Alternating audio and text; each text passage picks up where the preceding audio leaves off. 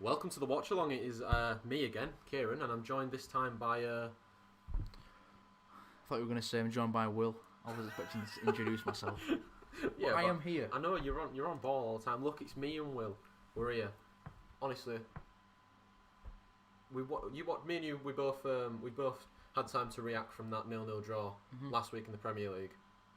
Now you were at work when it was happening, obviously, so you didn't get the live reaction. Yeah. When me and Josh did the watch along on it. Very disappointing game, of course. Built up to be one of the biggest games between our two clubs for a while. Of course, if you knew, Will is a Liverpool fan, I'm a Manchester United fan. A 0-0 draw, not the best probably for either team, but we've had time to react on it, and of course we haven't had your view on it. Got my view last week. What did you think of the 0-0 draw before we get into the lineups for today? It's kind of like a meh, really. Like I think we needed to win the game. It was a must-win. You guys are already 3 points clear of us. We wanted to, get back to the top of the league with that win, and it would have given us some much-needed confidence because obviously that 0-0 draw was kind of a flat result, and then we go into the Burn the game kind of low on form, and then we ended up dropping that game as well. So I thought it was a big game for us, but in terms of a 0-0, I thought it was a good result for you because I think the main objective for Man United was not to lose. And you didn't lose, fair play to you, but it was from what I heard, was a very boring game. Didn't miss anything at work, luckily, but yeah, I think it was a game we needed to win, and we could have won, but again, the chances were few and far between, which did not take them, unfortunately. Yeah, that's what I said to Josh when he asked me about the game. I said, at least we didn't lose, of course. We probably had the best chance of the game to win it with that Pogba chance. Alisson made a few good saves. Apart from that, Liverpool did dominate, but didn't really cause any real threat, to be honest. But of course, today, two pretty much, I'd say similar sides, but there's a few changes for each. So we'll go through the starting 11s now when I find them. Here they are. So for Manchester United, we are rocking a 4-3-3. Dean Henderson replaces David De Gea in it. Luke Shaw keeps place at left back. Victor Lindelof comes in for it by Harry Maguire, ever present in the centre half, the captain. Aaron Bissaka at right back. Midfield two of Scott McTominay and Paul Pogba. Paul Pogba hoping to keep his good form going.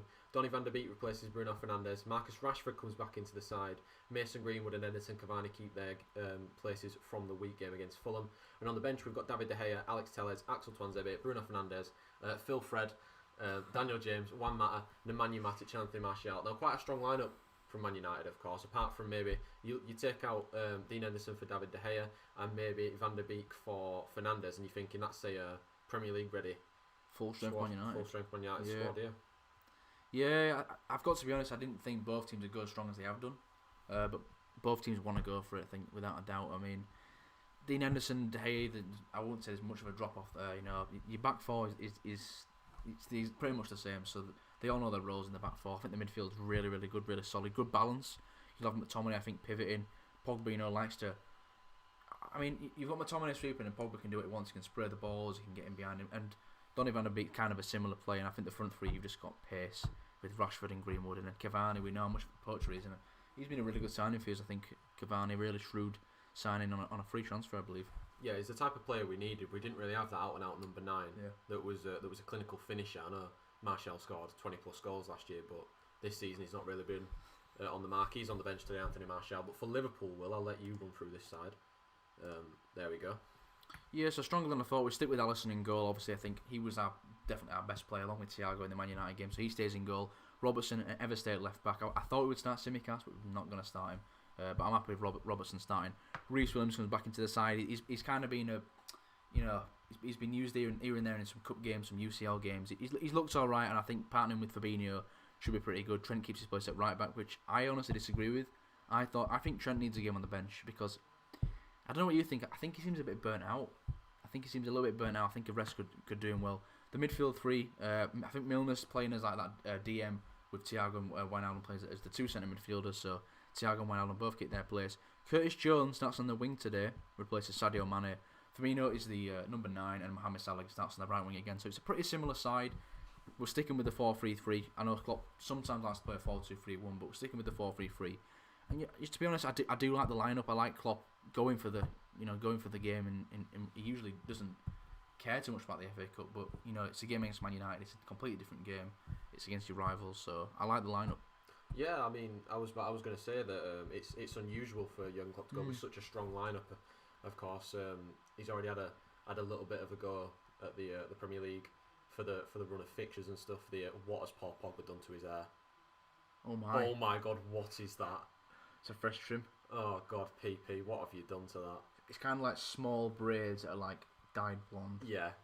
We'll go through the comments in a second. Of course, the bench is probably the same as it is in every Premier League match. Yeah, pretty much. So if you just want to run through the bench before we continue. So yeah, we've got Keller on the bench, backup goalkeeper. He's solidified himself as that backup keeper over Adrian, who we know. I don't like Adrian. I don't think many Liverpool fans do like him. Sadio Mane starts on the bench. He could be some firepower if we need a goal. Oxlade-Chamberlain's back from injury, which is very good news. I think Ox on his day. He supplies that one thing Liverpool don't have, which is a midfield that gets forward, connects the midfield and the attack. Minamino as well, some more depth on the wing. Simicast, who I thought would start. The left back is on the bench. We've got Divock Origi on the bench along with Shaqiri yet again. And two youngsters, Nathaniel Phillips, who I think's played really well when he's been given the chance at centre back, and Neco Williams, obviously the backup right back Trent, which I thought probably could start today, but he's going with Trent, and that's fair enough. I think both benches have got some sort of similarities in the fact that there are some players that can come off the bench and cause a little bit of problems. You talked about Oxlade-Chamberlain. Yeah. We've got players like Martial and Fred and Mata, for example, who Bruno come off the bench. Bruno Fernandes, yeah. Forgot about him. Probably going to be the first time in a while where he's not actually started a match for us. But we're just looking at the performance of Luke Shaw from last week. A very good performance against Salah. Now he's been criticised quite a bit, Luke Shaw, for his size and his body. But I feel like ever since about a year ago, he's really come on leaps and bounds. Of course, he had a really good game against Salah on Liverpool. On Sunday, and it's hard to have good games against people like Salah and Sterling, for example. But away from Luke Shaw, if we're talking about Liverpool for a second, to highlight the performance of Thiago in this game, you can tell what type of player he is and how good he is just from that game alone. He was absolutely running the game in the first half. Yeah, he was unlucky not to have a hand in any goal. He was unlucky to not be on the winning side that day. But yeah, just talk to me about Thiago. What do you think about his signing, of course, because he's not actually won a Premier League game at Anfield yet, has he? No, and it's strange when I think when Liverpool won the league, we were so high on it, and we're like, Liverpool fans, unbelievable. We've won the league for the first time in years. And when we signed Thiago, we kind of thought, we're taking the mickey. We've just won the league. We've just signed Thiago, who was arguably, the man of the match in the Champions League final for Bayern Munich. What was a pretty boring Champions League final, but we just thought it'd bring a brand new dimension. Obviously, that injury they got from Richarlison kind of stunted his growth in the team. And I think as he gets more games under his belt for Liverpool, they'll get more, integrated into the squad and get used to it. But you can see what type of player he is from the start. Once he gets that ball, he's looking to dictate the tempo. He's looking to spray it down the wings. I think the one thing with Thiago though that you can say is different about the Liverpool midfielders is Liverpool midfielders like to follow the pass. So I think Thiago likes to spray the ball, kind of sit in that pocket, receive it, spray it again. But he's also like one of those players that drops in, helps centre backs. He's a very, very useful player, and I'm excited to see him play more games in Liverpool shirt because I think he's a player that we've never had at Liverpool before since Xabi Alonso. I think he's the exact type of player that Liverpool needed to add that sort of balance to the midfield, of course, because we know the midfield has probably been overperforming for a few years in terms of you've got your Milner in there who's just been so consistent, but at his age he shouldn't be as good as he is, which is fair play to him. Of course, you've had Henderson who's been really good for a few years now. After people were doubting him after the World Cup performance, you've had Gini Wijnaldum who's just come on leaps and bounds since his Newcastle days. Absolutely, there's a very, very good midfield, and it's been like that for about a year or so. But it was towards the end of last season when they sort of took their foot off the gas. You could see what was missing for Liverpool, and I think Thiago was that missing link, and he has come in, and it's not been easy for him, but just because of how the season's gone so far. But I feel like once he gets kicking, that's when Liverpool will get kicking, because if you give him a run of games, you saw how useful he was for Bayern Munich. He'll be one of the best players in the league, no doubt. But we will get to the comments now. We've just had a little bit of a chat about our two teams and some of the players. So Chris Watched in the building. Hello Welchie, how are you doing today? He said, hi, hope you're well. My prediction, Man United 1, Liverpool 2. Still back my team to win or draw no matter what form we are in. Fancy better 0-0 in this game, and I mean, we talked before, there could be a lack of goals in this game. Yeah, absolutely. I think it's going to be another very, very tight game, low scoring game. But I do agree, Chris. I think a 2-1 win for Liverpool is what I'd go with. I've got to back my own team. Yeah, absolutely. But I think it's going to be a tight game. I think it'll be a cagey game. I'm interested to see how both teams react to that 0-0 draw last week. Did one team come out on the front foot and try to come straight out and try and get that early goal? But we'll have to wait and see. I think it'll be a tight game. I think it'll go down to the wire. Yeah, he said whether it's league game or cup competition, I still want to beat them lot today, no matter what teams both of us put out. It's bragging rights. Come on, Liverpool, which is completely true. It is bragging rights. For both sides, yeah. For both sides, yeah. I like to win the FA Cup. I like to win everything as a Liverpool fan, which is completely fair. John Matip is rested. Hopefully, doesn't fall out of bed and injure himself. Hi, hope you're well. That's Kyle. Hoping for a great game with a United 2-0 win, and I hope so. Or Wilden hope so. Daz has said, what's your score predictions, guys, please? So you said 2-1 to Liverpool. I've said 2-1 Liverpool, yeah. Of course, Willie's a Liverpool fan. I'm a Man United fan, so we're probably going to back our own teams here. I'm going to go 3-1 to Man United, and we're just seeing that Thiago photo again. That's shocking. That's someone with that's someone with Thiago's head stuck on him. I know, yeah. I'm just trying to work out who it is. I don't know who it is, but that is woeful from BBC. That is. That is awful. I'll keep this screen up so we can see the comments and stuff. But we're about. Well, we should be getting kicked off in about 30 seconds, I'd say. They're just doing the coin toss now. So before the game kicks off, how do you see this one going in terms of the pace of the game and the play of the game? What do you think? It's at Old Trafford, of course. Man United not really been consistent at Old Trafford. Starting to get a bit of a run together, but their away form's been better than their home form. What are you thinking? I've got a feeling that both sides are going to approach this game completely different to 0-0 draw. I think they're both going to come out on the front foot, try and get that early goal. I think it'll be a high tempo game. I was looking at Paul Pogba's new haircut. Yeah, he's got that little thing outside of his head. But yeah, I think it'll be a game where it gets off to a quick start. I'm not expecting an early goal. That's the thing. I think there'll be energy, but I don't think there'll be an early goal. Well, it looks like we're getting ready to get underway. Of course, Donny van der Beek is on the pitch and he's on the centre circle, ready to kick this game off. Chris Watch said, "What a shot, KD, with his 3-1 prediction as always." And I mean, it's just a safe scoreline to go. 4 goals in a match. It's a good scoreline to go, and I feel like most of the time I've been right, but sometimes I've definitely been wrong. I've predicted 3-1 Liverpool last week. Yeah, well, I mean, to be honest with you, this season's been the most predictable season in Premier League history, without a doubt. It's been weird, hasn't it? It's just everyone beating up on each other, and it's just.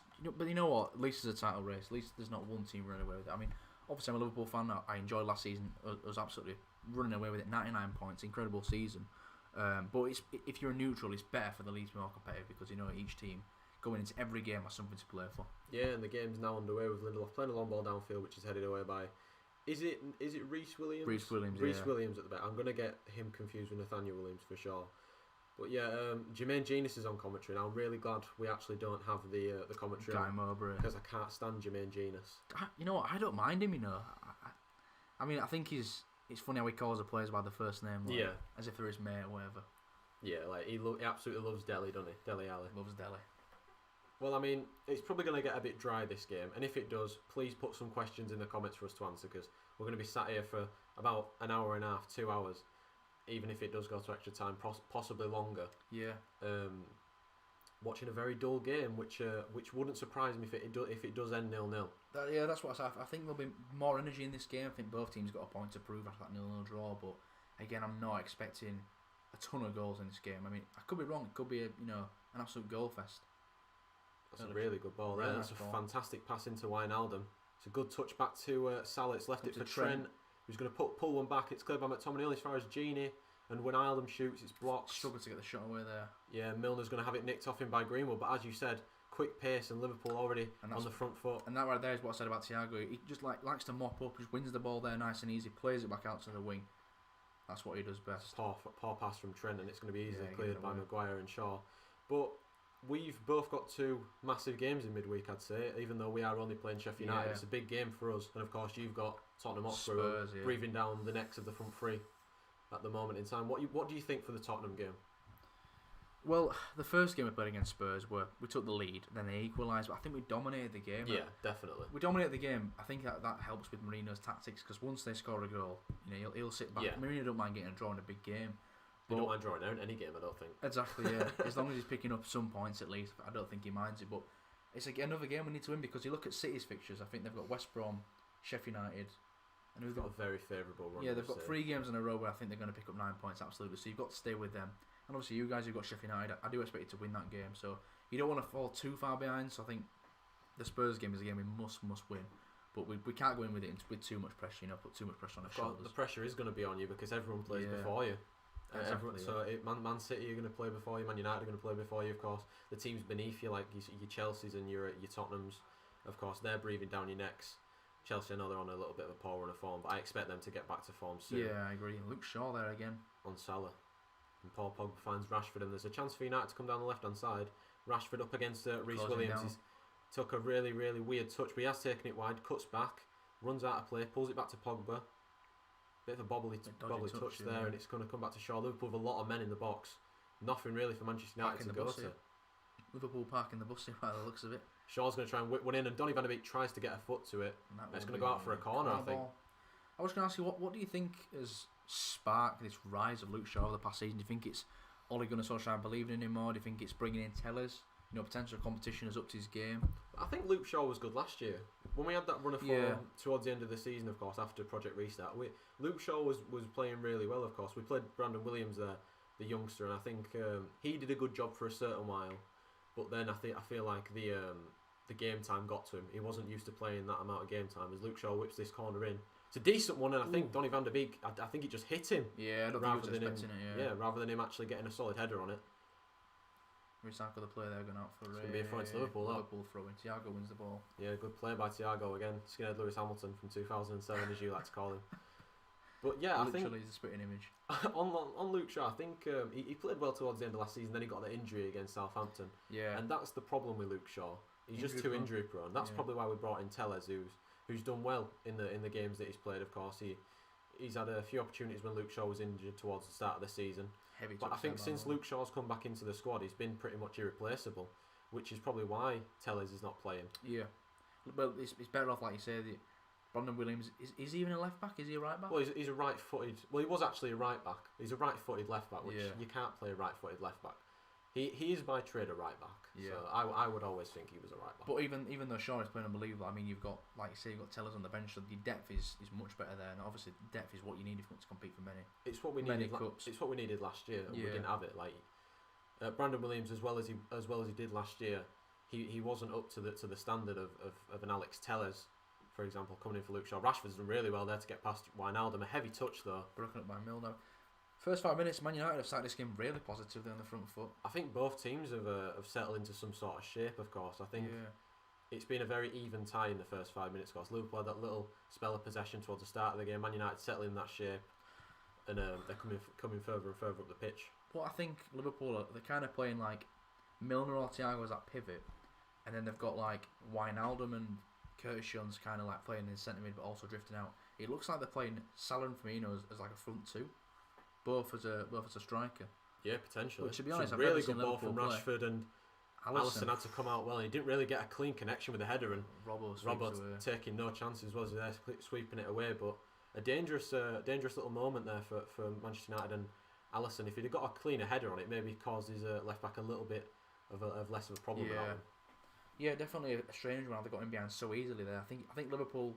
One thing I've noticed Liverpool, the defensive, they trust the offside trap so much, but you don't want to become too over-reliant on it. But Cavani, there's a man over on that side, and Cavani's pass is it's pretty poor. Not the best one, and Greenwood does get the ball to recycle, though. Here's McSauce.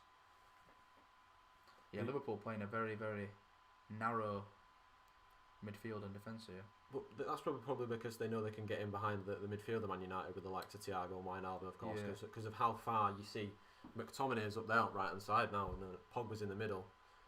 Just working it back and forth, Manchester United right now. Luke Shaw on the left to Rashford. He's going to find his way back to Maguire on the edge of the box. I think he's going to hit this. There we go. Oh, and there's a late challenge in there. Advantage is played. Wan-Bissaka on the ball. Maguire is slow to get up as well. Don't know where he's going. Whenever I see Wan-Bissaka get the ball, I just know that nothing's going to happen. He just seems very confused. He reminds me of he's out of position now. Glenn Johnson going forward, like. Glenn Johnson, it'd go forward, it'd bounce off his head, it'd bounce off everywhere, but he'd manage to dribble into the box. And then he'd lose it. He's a very unorthodox dribbler, Wan-Bissaka, but he's getting there. He's definitely getting there, I think. Well, I mean, I heard that he was a winger before he was a right back. Is that true? I think so. Is he a converted winger? Because I think so. I don't know who on earth put him as a winger before a right back. Because it's weird, isn't it? It's like I think it's because when you look at him, like his defensive capabilities are just. I don't know what you think, but in my opinion, they are far superior to him going offensively. Offensively, but on as a defender, an out and out right back defending, I think he's one of the I think best in the league without a doubt. I think he's second to none, really, isn't he? Yeah. Because very tenacious, like not scared to put in a tackle at all. Yeah, he very rarely gets his challenges wrong. Greenwood and Wan-Bissaka combined to get the ball clear for United. I mean, I say clear, but Liverpool pressing high and still in the United area. They're going to win a goal kick. Risky one from Lindelof, but the goal kick's won. We've got a few more comments. Rashford needs to have a big game today. I agree with you. Rashford does need to have a big game. Do you think there will be a sending off today? I feel like these games, they're not very. I think if the crowd was here, I think there's a more likely chance if the crowd was playing, there could be a red card. I don't know what you think. You know, when the crowd gets into it and the players feed off the crowd, I think there could be a better chance of getting a red card. But especially it's a difficult one because I feel like with Man United Liverpool, there's not many. It's a massive derby. Oh yeah. Of course, like Josh was saying, it isn't a derby. It is a derby. I think it is. It's obviously a derby. It's the two biggest clubs in English football history. Well, they'll be the two biggest clubs in English football history forever. But I just don't think there's that. So when was the last red card in this? Was it Gerrard? All them years ago? Was it 6 years ago? Gerrard when he fouled Herrera? When he went, yeah, that after was like 40 stupid, seconds that or one, something. Yeah, I think you are right. I think it was the Gerrard incident where he flew in, took Herrera clean out, and then took him out again. I think that was the last. He were on the pitch for about 30 seconds. I believe. That was. I think that was the game where Mata scored that ridiculous, like bicycle kick almost into the bottom corner. Yeah, Angel Di Maria with the assist. I think it was. That Jimmy Milner making a run up wing. I mean, when you've got Milner running down your left wing, I mean, was it Milner? I think it was Milner. Yeah. So number 7. We had a talk before the game about the starting 11s. You thought Origi, Minamino, and Shaqiri'd start. Yeah. Why do you think he's gone with this front three? Of course. Why do you think Jurgen Klopp's changed his mind and thought like, not necessarily to put in Origi, Minamino, and Shaqiri out there to not necessarily lose the game. Yeah. But to rest those front three, which are having a bit of a struggle at the moment. We'll talk about after this. Greenwood's got a chance down right hand side. He's got 2 men with him. Donny van der Beek's one of them. Greenwood could go on his own, and he did, and it's a good save by Alisson. A little bit greedy there from Greenwood. There were 2 players in the box. Yeah, I thought he should have squared that maybe, but I think he needs a goal. He's really struggling at the moment as well. Yeah, he's kind of got off to a bit. It's like when you compare him to how he did, after lockdown, he was firing on all cylinders, wasn't he, really, Greenwood, but he struggled to get going with it. Thiago's robbed it. This is Firmino. Wijnaldum to Salah. In my opinion there, but here's Salah. Trent on the overlap, whips a lovely ball in, and it's gone through everyone. It's cleared away. I can't believe Robbo's missed the header there, but it's going to be recycled by, I think it's Curtis Jones out there. All that needed was a touch there. It was fizzed in by Alexander-Arnold on the right hand side. Really good chance Liverpool there, and just a touch would have probably guided it past Dean Henderson. But United did very well scramble it away, to be fair. It's a lovely ball in, and Maguire's had to do well there to get it clear with his back to goal. Rashford trying to find Pogba out there. Lovely little movement to get out of there. It's well recycled there by Pogba. Yeah, he's so strong. He's come on a lot this season as well. I feel like not just his maturity, but his discipline this season's been a lot different to last year. Yeah, last season I just don't think his head was in it at all. Of course, he was injured for a long time, which was there were question marks over that quote unquote injury. But he did break his ankle, and then broke it again. So that's why he was out for that long. There's a chance again down the right hand side. Liverpool's left. Robbo's out of position again, and Donny van der Beek's all on his own.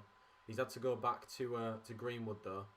Yeah, Robbo did well to kind of get the press back on there on Van der Beek and recover well, but United still have got the ball on the front foot, but Liverpool win it back. It's been a good start from both sides. I think they've been breaking up the play. There's been opportunities to go forward. Of course, we had the Greenwood shot. We had the chance for Alexander-Arnold when he fizzed it across the box. Been a very even start. Both teams probably having a fair share of the ball each. Do you think it'll continue like this, or do you think one team will start to dominate sooner or later? I can't tell at this point, to be honest with you. I think both teams have had like I said, they've had an equal amount of possession. I think they've had the same amount of chances, but with the way it's going, I don't think both teams keep this up for the full 90 minutes. I think it will die off eventually. Yeah, of course. But so far, I mean, it's been much more entertaining than the 0-0 from what I saw from that game anyway on the watching it back. Yeah, of course. Both teams played in midweek as well. Liverpool played Burnley on Thursday night, lost 1-0 unfortunately. Man United played at Fulham on Wednesday night, got a 2-1 win, which was a very big result for us. Of course, Pogba with that absolutely world class strike. Do you think that's something that's changed with United this year as well? They seem to be getting over the line. Caught in possession here. He's going to foul. He's been fouled, and I'm not sure I agree with that. I'm not going to lie. Of course, Thiago was the one that's been penalised, but I'm not sure that was a foul. Yeah, first glance I thought he won the ball there. We're going to see a replay of it now. It's one of them, isn't it? It's one of them. It's a 50-50. Probably didn't get the ball. You've got the ball back anyway. I can understand why I won't give him, but yeah, we've got it here with Salah. Tries the shot, blocked by Maguire. Greedy. And Cavani tries to flick it over the head of well read by Thiago, to be fair. Oh, but Williams has made a mistake. And Cavani, he could play Rashford in. Here. He's done well there, Cavani, to hold it up and wait for the runners. And Greenwood, he's up against Andy Robertson. Greenwood, step overs onto his right, and he misses it. Unlucky. A few yards wide, but... That was a crazy bit of play there, really. Yeah. Reece Williams went diving in, all of a sudden United are counter-attacking Liverpool's attack, and yeah, Greenwood, I thought he could have done a little bit better there, but well done by Andy Robertson to show him onto his... Well, I say his weaker right foot. I don't even know what Greenwood's strongest foot is, to be honest. I think his strongest foot's his right foot, but I think Cavani got caught in two minds there, whether to pass it to Rashford or not. Yeah, I agree. Or I think we're just seeing the chance from earlier. He got caught in two minds, Cavani, to whether pass it to Rashford or pass it to Greenwood, of course. He just held it up, passed it to Greenwood. I said he should have passed it into the box there. There's not really much else he could have done. There's two players marking the ball going to Rashford. There wasn't much on, to be fair. A simple save for Alisson, really. Yeah, he had it covered. It was tight angle for Greenwood, but I think, like you said, I think he ran it a bit too far to manage to get it into the box. As a neutral fan, of course, there's a lot of debate on especially Twitter about the best youngster in the Premier League. You've got Greenwood, you've got Cho, you've got Saka, Martinelli, Foden, of course. Yeah. Now this season, promising for England, anyway. Yeah, very promising for England because three of the five of those that I've named are English. You get Saka, Foden, Alexander Cho, and Greenwood. Yeah, they're all English, which is promising for the future, of course. Now you're a neutral fan. There's none of your players in there. I know Curtis Jones is a very, very good player, and I do rate Curtis Jones. Would you put him in that bracket? I don't see a reason not to. I don't think he's. Thing is, I don't think he's had the chance like those other players have had. Like Arteta believes in Saka. You know, you can tell that Solskjaer believes in Greenwood. You can tell that Lampard is trying to get Cho more integrated into the team. I think it's difficult for Cho because I don't necessarily think that Lampard that is his first option, which is difficult to see because he's such a good player, of course. But he's starting the likes of Mason Mount over him, for example, who's had a really good season, but. I think Hudson-Odoi offers Chelsea a little bit more pace and sort of creativity. Do you know what it's always been with Cho? I think it's always been his end product. It's never been there. Like, you know he's got the skill, you know he's got the talent, but his end product is just not really there for the moment for Chelsea. But I think Lampard, when he took over, he wanted to try and get that, you know, almost youth revelation at Chelsea, playing the youngsters more, players that are going to fight for the badge, and then he obviously a lovely pass from Salah. Completely backtracked it by spending nearly 300 million on a load of new players. Curtis Jones has done well. Done well to hold up there. There's nobody really running onto the ball. Yeah, again, I think both teams defending very, very deep, not allowing anyone to get in behind, which is understandable with the pace both teams have up front. Like, I think it's a game that neither really want to go behind in first because they know that will invite the pressure on even more. Exactly. Liverpool coming forward though, they have had to go back though. But back on Curtis Jones, of course, I think he's enjoyed quite a decent season so far. Of course. For what is that? For the chances he's had, yeah, I'd agree. I don't think he would have expected to have this much game time. I think the injuries have definitely helped that. You know, with having to play it's a lovely ball to Milner though, and Lindelof's done very well. Yeah, with having to play people like Henderson and Fabinho. Fabinho is a defensive midfielder, but he's played centre back all season. Yeah. Fair play to Fabinho, he's done a phenomenal job, but we miss him in that midfield. But it has opened opportunities, like you say, Curtis Jones to get more minutes, which I'm very happy about because I do like Curtis Jones as a player, and I think he can develop into a very good player. And he's a local lad as well, so I'm all for that. But yeah, I'd definitely say he's up there. If I had to pick the best youngster in the Premier League right now, I think it's Phil Foden. You know what? I'd probably agree with that. I don't necessarily like him, but it is probably Phil Foden or Saka. Yeah, it's one of the two. I mean, if you were basing it off last season, I think Greenwood was up there just for how good he was. There was a chance Rashford tried to turn inside out Trent Alexander-Arnold, and I don't think he's going to let that happen again after a couple of years ago, and it's out for a corner for Man United. Rashford skinned Trent both times for the 2 goals, and obviously Bailly with that incredible goal. Still don't know how he managed to do that. It wasn't that. It was when he rouletted round Salah for no reason at all.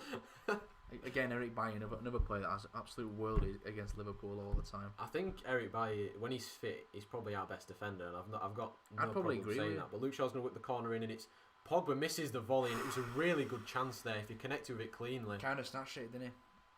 Yeah, I don't think he necessarily expected to come all the way through. Kind of flung a boot at it and didn't really connect with it properly. But if he probably did get a good connection, it was probably on target and would have caused Alisson a little bit of a problem at least.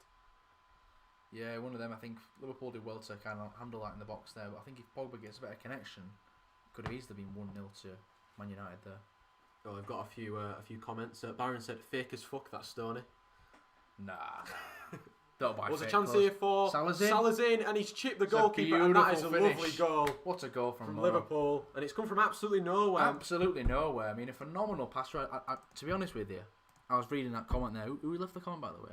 Byron. Yeah, well, I was reading the comment from Byron, and all of a sudden I see Salah through on goal. I've got a feeling it was Thiago that played it through just because of how accurate it was. But that is a brilliant finish from Salah again. This is what we wanted to see from Mo Salah. The last few games he's gone quiet, but a phenomenal finish. I'm just changing the scoreline. That's Firmino. Yeah, he picks it up, and soon as Firmino gets the ball, his eyes are forward. Plays Salah through. I mean, I think he's just got the wrong side, Lindelof and Shaw there. It's a lovely finish. It's a great finish from Salah. Dinks it over Dean Henderson, who's got no chance. And he's needed that, Mohamed Salah. Phenomenal finish and a great. I'm very happy with that. 20 minutes in, we've got the lead. Chuffed with that. It's disappointing to go 1-0 down so early on, only 19 minutes in, but it's a big goal for Liverpool, of course. They'll take the confidence from that. We need to come back and bounce back a little bit now. I don't want to celebrate too much because it is early in the game, but positive start from Liverpool. We like I said, we've not scored a goal in the last 4 games. We needed a goal, and that's just a huge moment for the team. I feel like as soon as you saw that he was in, I feel like I knew that he was going to score. That's the thing. Yeah, because he was just clean through. If he would have missed, that'd have been calamitous. But he does bury it. It is 1-0 to Liverpool, and after a fairly decent start to the game for Liverpool, they do find themselves with the advantage in the tie. And to be honest, I think it's one of them. I think both teams have been equal, but Liverpool have just taken the chance, and that's all that separates the teams. Because, like I said, I think both teams have had similar amount of possession, similar amount of chances, but Mo Salah has taken that chance. But still, plenty of time for United to get back into it. But yeah, big goal there from Mo Salah. Yeah, and we're gonna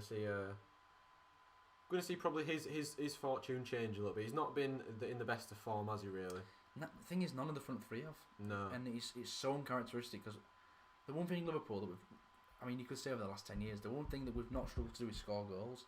We've always been able to score goals, even when we had like the awful defensive. We're winning games like 5-3 and 4-3 and 6-4 and whatever. Well, there might be another chance here. But the one thing we've never struggled to do is score goals. But this last 4-game period has just been like so uncharacteristic of Liverpool. And what do you think that's down to? I don't know. I mean, I said it's a lovely ball from Trent. Good ball from Trent. I don't think Firmino was really necessarily thinking that's going to land in the box. And Wijnaldum's trying to get past Pogba. He's done well. Pokes it out. I think it's going to be a throw into United. Yeah, throw into United. Well, pressure there by Pogba. But yeah, back on that front three. What do you think the problem was? What is? I can't answer it, to be honest. I think one thing that could come into it is complacency.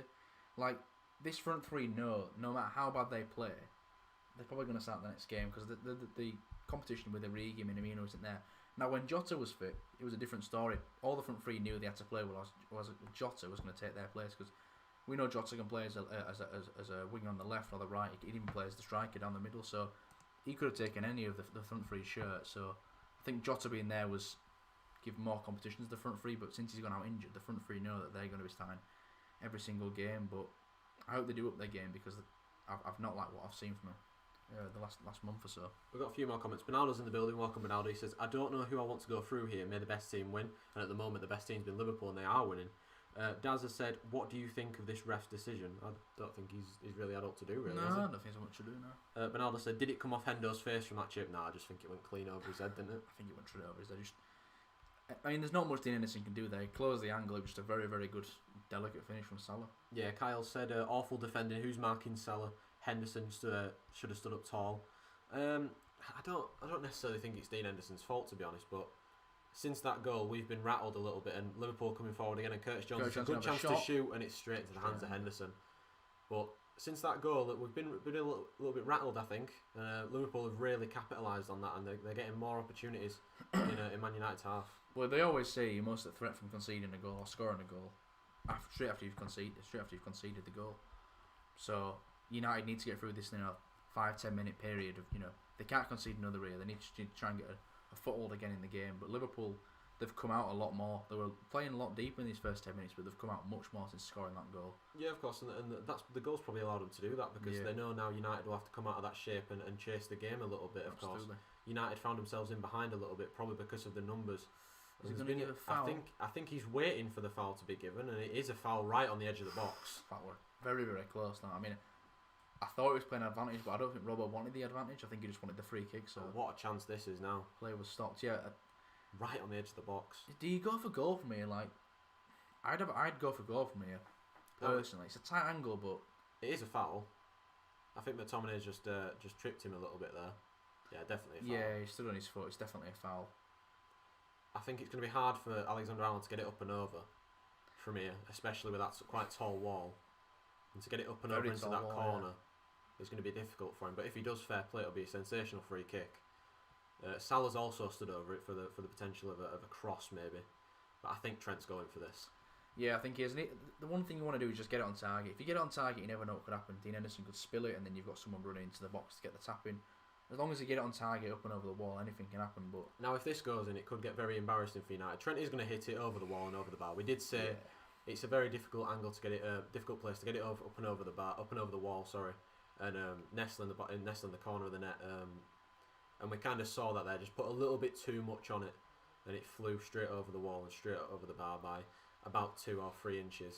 He's not had his free kick magic this season, has Trent, really, compared to last season when he was hitting free kicks in nearly every week. It felt like.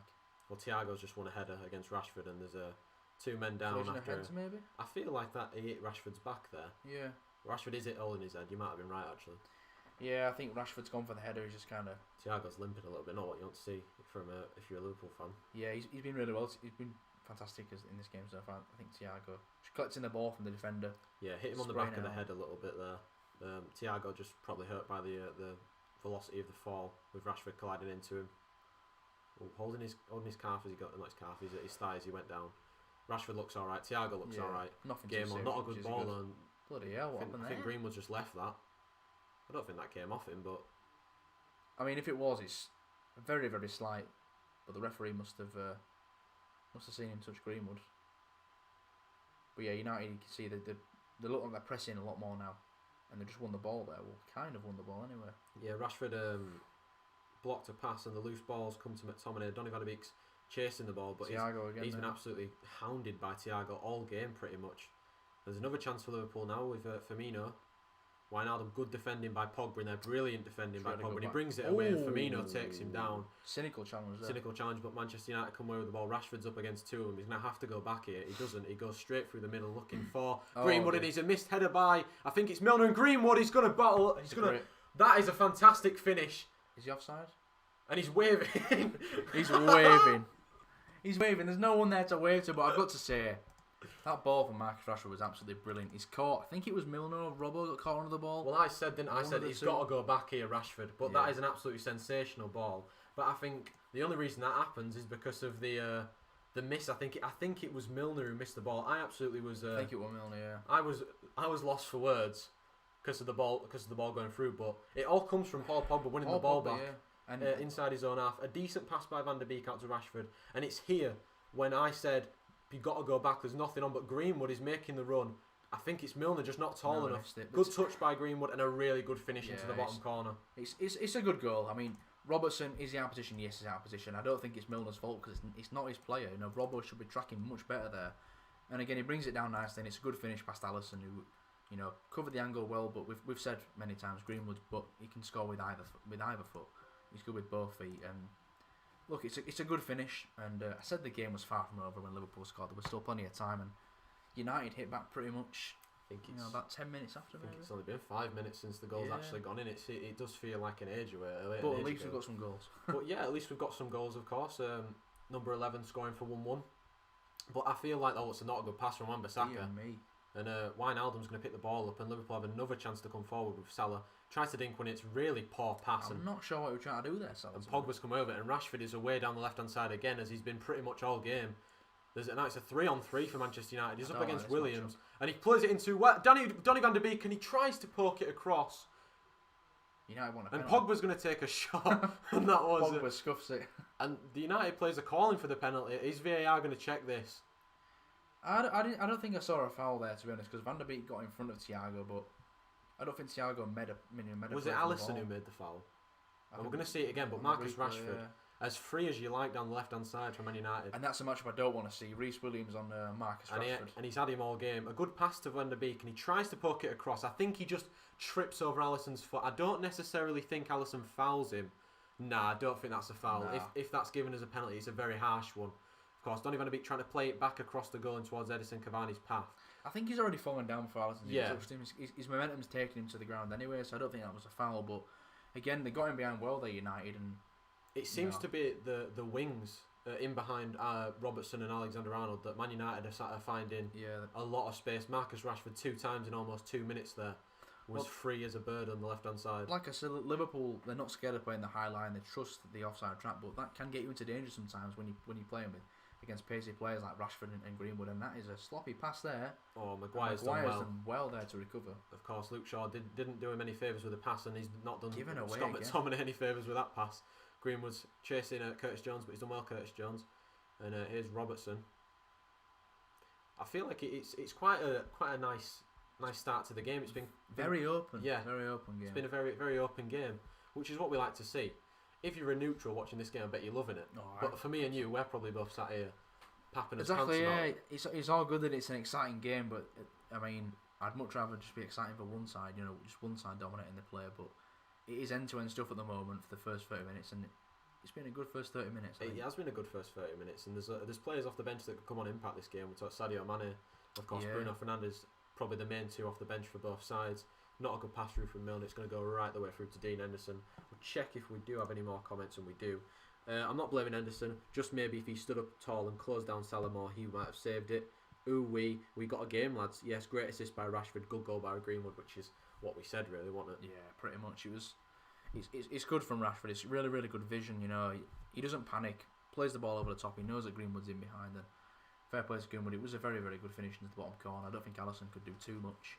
Yeah, and it's been a good 30 minutes of the game, I'm not going to lie. Paul Pogba's free in the middle if Lindelof wants to pass it to him, and he does, and played out from the back quite well there, Manchester United, and I think it's been a good start from both midfields. I'm not going to lie, both midfields have had a lot of the ball. Yeah, I do agree. And the referees had to get in the way, but the ball was going back to Liverpool anyway. Just play advantage there, but it's one of them things in football that it just happens now and again, doesn't it? Why does he start? I don't get why he starts running in the way of the ball. Not necessarily running with the way of the ball, but running where the ball's going to be passed. I think it's funny when it hits the ref and he doesn't blow up, and all players just like, what are you doing? And ref just like playing advantage, even though it's gone to the other team. So 30 minutes into this game, Thiago's trying to ball over the top to I think it was Firmino running through. It's going to go right the way through to Henderson, and he's tried a few of them already. Thiago, definitely having an impact on the game. He's been breaking up playing and quickly moving defence to attack for Liverpool. The guy's going to try the ball out. Wan-Bissaka's going to take it down, and we've had a lot of possession in this sort of area. Man United inside their own half, inside their back third of the pitch, and we've kind of capitalised on a few of your mistakes, to be fair. Yeah, like I said, the high line, it can be brilliant, but it can also be a biggest enemy. I think Robbo there, I think he got too excited, went too far forward. At the end of the day, he's a left back. He's not a winger. And look how far forward he is there. Well, Firmino took a heavy touch. It kind of helped him out a little bit, but they did end up losing possession of the ball. And Pogba's got a lot of room and space to try and pick a pass to Greenwood, and he tried to do it, but Fabinho, he's not like James Milner. He's going to nod that away because he's big and tall. But with Fabinho, obviously he has played centre back before. He's played centre back all season. Yeah, I think he's probably one of the best centre backs in the league, which is mental to say because he's not actually a centre half. Yeah, I agree. His transition to centre back has been incredible. I think. See, when we first signed Fabinho, we obviously wanted to play him as a DM, but I saw him pre-season early. He was playing as a very, very deep DM to the point where he was pretty much joining the back four and playing as almost a centre back. So I think it's kind of natural to him. I know he played a bit of right back at Monaco as well. Yeah, so he definitely has knows how to defend well. It reminds me a little bit of Matic when Matic was in his prime, as he was a very deep line, deep playmaker in that sort of role when he's playing in the CDM role. Of course, Matic now is aged a lot. Fabinho's not necessarily young, but he's got for DMs. I think you can go quite a long time. Of course, Matic is getting on now with age. Fabinho's only 27, of course, not young, but not near the end of his career whatsoever. Do you think? Kind of in the prime of it, really. Yeah, and he has been in the prime of his career. Of course, he's done fantastically well since he's come in. He's definitely changed the squad a little bit, helped that role that you need. And I think the signings that you've made in the last few seasons have helped. Liverpool do win a corner off Harry Maguire after a ball over the top. Excuse me. Some very dodgy touches by both sides in this first half. I don't know what you think, but both sides have had moments where they've kind of misplaced the pass here and there, or a dodgy touch. Short corner by Liverpool. You can tell it's two sides that just haven't been consistent all year. With just the way the game's going, of course, and Thiago's tried another ball over the top to Salah. He's done well to take it down, but Pogba's going to race away from him with the ball, and he's going to play a ball to Rashford again. He's free down that left-hand side again, and Greenwood is making the run through the middle. There's only him there. Don't really know where Cavani is. Rashford takes it past Thiago, and Thiago commits the foul. Dangerous area, good chance for Man United to get the ball in the box here. Yeah, and it was one of them. I think Thiago, he held him up well, but quick move there from Rashford, just too quick for Thiago. We'll see if he got the ball, if he got the man. Don't get any of the ball. Yeah, straight over him. Rashford through the legs. It's quick movement, and to be honest, you can't let him run past you. You can't let him get him behind. So it's probably the better option to give the free kick away instead of letting Rashford get him behind and maybe square it to Greenwood, who was looking like he was wanting to race into the box. I might be being biased, but I think Marcus Rashford's been best player on pitch so far. He's looked very, very lively, without a doubt. I think he's been your best player, definitely. I think Greenwood's also been pretty well. He's had a few chances, got the goal, obviously. Luke Shaw with a good chance to put the ball in the box now, though, Will. Yeah, we need to tall players in there. Piece, without a doubt. Got McTominay, Pogba, Harry Maguire at the back. Even Cavani, he knows where to position himself. And Shaw's going to take that in, and it is towards McTominay, and I think that was Williams who headed that away. Reece Williams, yeah. Good defending from the youngster. Well read from Reece Williams. Gives away the corner, but at least he got away from a Manchester United player. Yeah, and that'll give him a bit of confidence, because he's had a little bit of a shaky start in the opening half an hour of this game, of course, when he slipped over, allowed Cavani to get in and been skimmed by Rashford a few times, but that'll give him a little bit of confidence now. Yeah, definitely, because like you said, Rashford was causing a lot of havoc, and the last thing I want to see is Rashford running at Reece Williams, who he's a youth player. But Luke Shaw's in Pogba free header. He should have done better with that. He's got to hit the target there, Pogba. Oh, that is a massive chance, I'd say. And he knows it as well. Yeah, he does know it. He's a free header for Paul Pogba. A little bit further out than I think he'd have wanted it, but it's a good chance to get it on target at least. Who is it who just completely loses? Nobody's even marking him. Fabinho sees it late, but Pogba's already headed it by then. He heads it over the crossbar, but who was marking him then? I think Liverpool went with a bit of zonal marking there, but I think Pogba he just kind of drifted back and anticipated the ball well, but he's got away the target there, Pogba, without a doubt. I feel like that's one of the things with Paul Pogba. He's not that good in the box, in the box, especially offensively. He's decent at defending it, heading it away where you can head it anywhere, but getting headers on goal, that's one part of his game that's one part of his game that he does lack. But Luke Shaw's got the throw, and United, I'd say, enjoying more of the ball now in the last 5 or so minutes since the goal's gone in to make it 1-1. Liverpool have kind of sat back, allowed Man United to have the ball so they can try and hit them on the counter, of course, but it's been a very, very even affair in the opening 35 minutes of this game. And Harry Maguire's going to take a few touches and find Rashford on this left-hand side. Luke Shaw again bombing down the left-hand side. And he is going to find him, and Luke Shaw's going to try and whip a ball in. I think that might have gone out there. Yeah, it went out. Goal kicks Liverpool, but I think he's going to give the corner. He's give the corner? I think that went out of play from Luke Shaw there. Of course, VAR can't get involved in this sort of stuff, which is what I think it should be getting involved in. Yeah. Because if we score from this corner now, it's unfair. You're not wrong, like you say, if you've got the technology, it's not hard to do a quick review of it and let the referee know, but again, it's one of them, is VAR. It's some reason it takes so long to get the decisions, even when a decision's so obvious. It takes them so long still. Corner for United. Shaw's up in it. It's a free header again. I think McTominay that time lost his man and heads it over the crossbar. But another good chance for United and another good delivery from Luke Shaw. I just don't think Liverpool have the height to defend these Man United players in the box. I mean, I think it's Curtis Jones on Scott McTominay, of course. Yeah, that's a mismatch. That's an absolute mismatch, and it was more of a tough header. It wasn't a free header like Pogba had, but again another chance from United from a corner. Yeah, I mean it's a more difficult chance for United, but McTominay did well to sort of arch his neck and try and direct it towards goal. But the way the first half's gone, of course, you've had 1% more possession. It's been a very, very even very time. Tight game. It's been I think it's a fair scoreline, 1-1. Yeah, I probably agree with you. I think both sides, it deserves to be level. a goal each as well, I think is deserved. But I'm very interested to see who takes the upper hand in the second half, because I think the intensity of these first 40 minutes or 37 minutes or so have been very, very high. It's been a very good game. I've got to say, of course, I'm not used to seeing us be so, as you said, open with this, because if it was a Premier League game, I'm pretty sure we'd have started Matic and another CDM, but we've gone with Pogba, and Luke Shaw's actually robbed Salah, and it's a 3-on-3 again for Manchester United. Luke Shaw driving with it, plays it to Cavani, only Donny van de Beek in the box, but he does pull it back for Shaw. Rashford in the box, and that's not a foul. Thiago's, he's just ran in his path. Yeah, I think Rashford was trying to play for the foul there, but Pogba breaks the play really nicely there to stop the counter attack. But yeah, Salah caught on the ball again, and Luke Shaw bombing down that left hand side again. He's done that a few times now, where Salah, and it's always been Luke Shaw. Luke Shaw's been lively, he's been on his case straight away, and he's robbed it off Salah a few times now. Obviously, had a good game against him at Anfield last week in the league, and he's continuing his form here. Of course, the front three is struggling a little bit for Liverpool, but in terms of the front three for Manchester United, of course, it's changing all the time. You've got Rashford, Greenwood, Cavani, Martial, Daniel James comes into it a few times.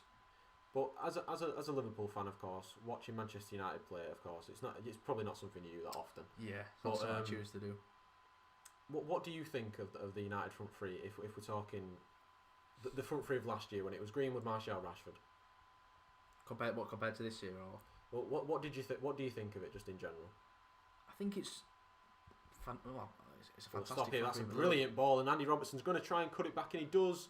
And Luke Shaw is the one to head it away. Again, a good area that ball was put into there, but no one's there to finish it off. I think Robertson actually made the right choice, trying to dink it back in instead of trying to drive it low. It's a good pass from Milner. Wan-Bissaka gets drawn inside too easily, and Robertson dinks it back across, and just a little bit less power, and I think Firmino's got a tap in there, but it's a corner for Liverpool. Trent Alexander-Arnold, he's over it, and it's delivered into the box. It's a decent looking delivery, and McTominay's there to head it away. Thiago's going to head it too. I think it's Milner who drives it, and it's going to take a deflection. It's going to be a goal kick. Yeah, I think Milner just completely cut across it and sliced it there out. Yeah, it's not really speciality, is it? Long shots, James Milner. But Pogba on the ball here. I think that when does Milner's Liverpool career end for you? Well, he signed a 1-year contract extension last year. That's a lovely ball. Marcus Rashford's in behind yet again. Reece Williams, and it's 1-on-1 against him. Had time to hold it up and get plays in the box. Scott McTominay is going to find Paul Pogba. Paul Pogba against Milner. Back out to Luke Shaw. The microphone's in my way. Paul Pogba again on the ball. Manchester United inside Liverpool's half, and he's going to be robbed by James Milner. Luke Shaw's out of possession. Good defending by Harry Maguire back there. But caught in possession, and it's been a few of them already this game where a few players have been caught in possession. It's led to counter attacks. Salah, like I said earlier, has been a bit lackadaisical in possession. Pogba there again.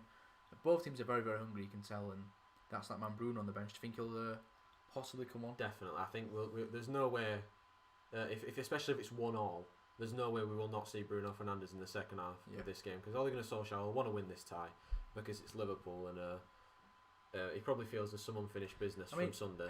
Not only is Liverpool, it's a fantastic opportunity to that's not a good back pass from Alisson, and I think Fabinho's completely missed. Could be a yellow card here. He's completely missed the ball, and he's taken out Greenwood, but Alisson did him no favours. Yeah, it's very sloppy from Alisson there. He's going to get the yellow card for Fabinho, and Mason Greenwood, who's caused a lot of problems for Liverpool so far in the opening 40 minutes of this game, is going to grant Manchester United a chance possibly to take the lead from this free kick. He just completely misses the ball. I think it was easier to take the ball than actually take the... I know. He's closer to the ball than he is Greenwood. He completely misjudges it. Catches Greenwood. It is a yellow card, but a good chance now for United. It's in a similar area to Trent's free kick about 10 or so minutes ago. Yeah, it's just sloppy play from Liverpool. Alisson, the one thing he likes to do is play out from the back. It's what he likes to do. But if you're getting hustled and harried like he was, sometimes you've just got to get rid of it instead of playing the risky ball there. And Fabinho, if he didn't bring down Mason Greenwood there, it's probably a goal-scoring opportunity. I think he's pretty lucky to get a yellow card. I was going to say that. He's probably lucky to get a yellow card, because I think the ball's probably running to Wan-Bissaka, who could have probably put it back in the box. But I think there's only one man taking this. I think it's probably going to be Paul Pogba. If Luke Shaw takes this and scores, there will be limbs in this room. But I think Paul Pogba's probably going to take this. It's about 20 or so yards out. Paul Pogba is going to take it over the wall, and I think it's a few yards wide, to be fair. Yeah. It's the old camera trick again. It's closer than it actually was there. Yeah, it's the old camera trick again. for the free kick for Manchester United. Yeah, a few yards wide. It's behind the stanchion at the back of the goal. Decent height on it, but the direction wasn't good enough. It was again. It would have been hard to get it over the wall, up and down from there. Very similar to his, the free kick he scored against Brighton, where it took a massive deflection. But yeah, similar to Trent's. He got it up and over the wall, just couldn't get it back down again. But here is Trent now on the right hand side. That looked like it went out of play for me, but I think he's what do you think it is about Trent Alexander-Arnold? Of course, you said you think he should probably been rested this game. He's played him. Why do you think he's decided to play him? I think it's just. Well, McTominay's done well there. I think with Klopp, with how the performances have been in the last few games, he knew that this is a game we need to win, and he probably wants the first team to get a win. But again, Trent Luke there. Shaw is going to try and play ball across. Alisson's done. Let's come back to McTominay. Good clearance from Thiago. And that was another chance for United to take the lead in this game. Liverpool caught down that left hand side again. Thiago again, yeah. I mean, the 1-2 has worked really well for Man United so far. Shaw and Rashford have been linking up really well on that left hand side, and again, it's Trent getting caught in behind, and that was a big chance for United. If it wasn't for a big clearance from Alisson, I think there was two in there. The Luke Shaw pulled back, good save from Alisson, and then the McTominay shot, which lacked a little bit of venom. It's a let off. It was a good save, good block by Thiago on the line. And I think that's the one area of Trent's game. Going forward, Trent's, as we know, is unbelievable. Maybe not in recent times, but he has got the criteria to be incredible. Not a good pass. And the one thing I think Trent struggles with is the awareness, the defensive awareness, knowing where the players are making their runs. I think he kind of struggles with that. Kind of gets sucked in a little bit too much, and it was proven there by Luke Shaw getting in behind. But it's almost half time already, which is absolutely crazy. Yeah, it's flown by. I think towards the end of this first half, Man United have definitely taken a foothold in the game. Probably had the better of the chances, but Liverpool coming forward against a decent looking ball that towards who's that running down the left hand side? I think it was Robbo, yeah. Yeah, I think it's Robertson making a run. It's going to be guided back to Henderson by Aaron Bissaka. He's not really had much to do, has he, apart from pick the ball out of the back of his net? Yeah, he's been one of them. Liverpool they had a couple of chances early on. They got the Salah chance, but since the Salah goal, I've not really seen many Liverpool chances. Well, there was the free kick, and I think the Genie shot. Yeah, the Genie shot was. They went straight into to Henderson's hands. Yeah, a bit of a weak shot. I still think it's been a very even game though in terms of the way the game's going. And there's a chance for Liverpool now. Not communicating there. With Alexander-Arnold going to try and play a first-time ball in. Lindelof's done well to clear it away, but I think he's caught Robertson. Is that Robertson? I think it's Curtis Jones. I don't think he really caught him, to be honest. I think Curtis Jones there, he's trying to play for the foul. Rashford skimmed Reece Williams again, and there's a chance for United. It's really poor. He's taking it past Fabinho. Marcus Rashford playing it across to Mason Greenwood. Back to Pogba, who's going to take a shot, and it's just wide. But another good chance for United, and caught down that left-hand side again. Once again, it's Rashford. Reece Williams doesn't help himself. He dives in stupidly, but Rashford again, he's had Reece Williams' number today, and down that left-hand side, he's been an absolute menace. He's been the man for Man United, without a doubt. There, just no need to dive in. He's going nowhere. And it's a good job Fabinho was covering him as well, because Rashford would have been in there. Yeah, maybe the wrong pass to Greenwood, but Greenwood laid it off to Pogba, and his shots. He just tries to curl it. Yeah, you can't fault Pogba there. You know what he's trying to do. It's just very rare it comes off. Nothing else really on for him. We did have a minute of extra time added onto the 45. We are almost up with that. That's a good ball by Trent. Looking for, I think that's Wijnaldum on the wing, but Manchester United play out of it again, and Pogba's done brilliantly to get it to Van der Beek and Rashford, who's going to win the throw-in. But I think that is half time. And now it is a very, very decent half of football, I'd say, from both sides. I think Liverpool, they can hold their heads high, and it's better than the last 4 games for sure. In that first 45 minutes, I think Jurgen Klopp will be quite happy to go in at 1-1 at half time. Yeah, I think he will. But like you said, it was a very, very entertaining first half. Obviously, we took the lead, but since then, I do agree. United came out, responded really well, and since then they've looked more lively going forward. Again, Liverpool haven't played too bad. I think the 1-1 result is fair enough at half time. I think both teams have had similar amount of chances, but yeah, we really need to look at showing up that right hand side because Rashford is really giving Alexander-Arnold a tough day, and Reece Williams a very, very tough day. But we'll see what happens in the second half, what adjustments are made. But overall, I've really enjoyed that first half. Much better than the 0-0 draw, without a doubt. It's been quite like we said, quite an even half, quite a fair half. Of course, you've slightly edged the possession a little bit. We're edging the attempts on goal a little bit. On target shots just absolutely equal, 2 each. 6 corners in the game, 4 for United, 2 for Liverpool, and just 1 yellow card I think for Fabinho, which was that one where he brought down Greenwood on the edge of the box. Been a very entertaining game for neutrals, I'm sure. If you've got any questions for us at half time, do ask us. We will try to answer them to the best of our available knowledge. Hello, already better than last time. How many offsides? I don't think we've had an offside. No, I don't think we have. Which is weird. Very, very strange, because usually some of the Liverpool front three, do live offside. I think Marcus Rashford was offside about 8 or 9 times in the first half last time.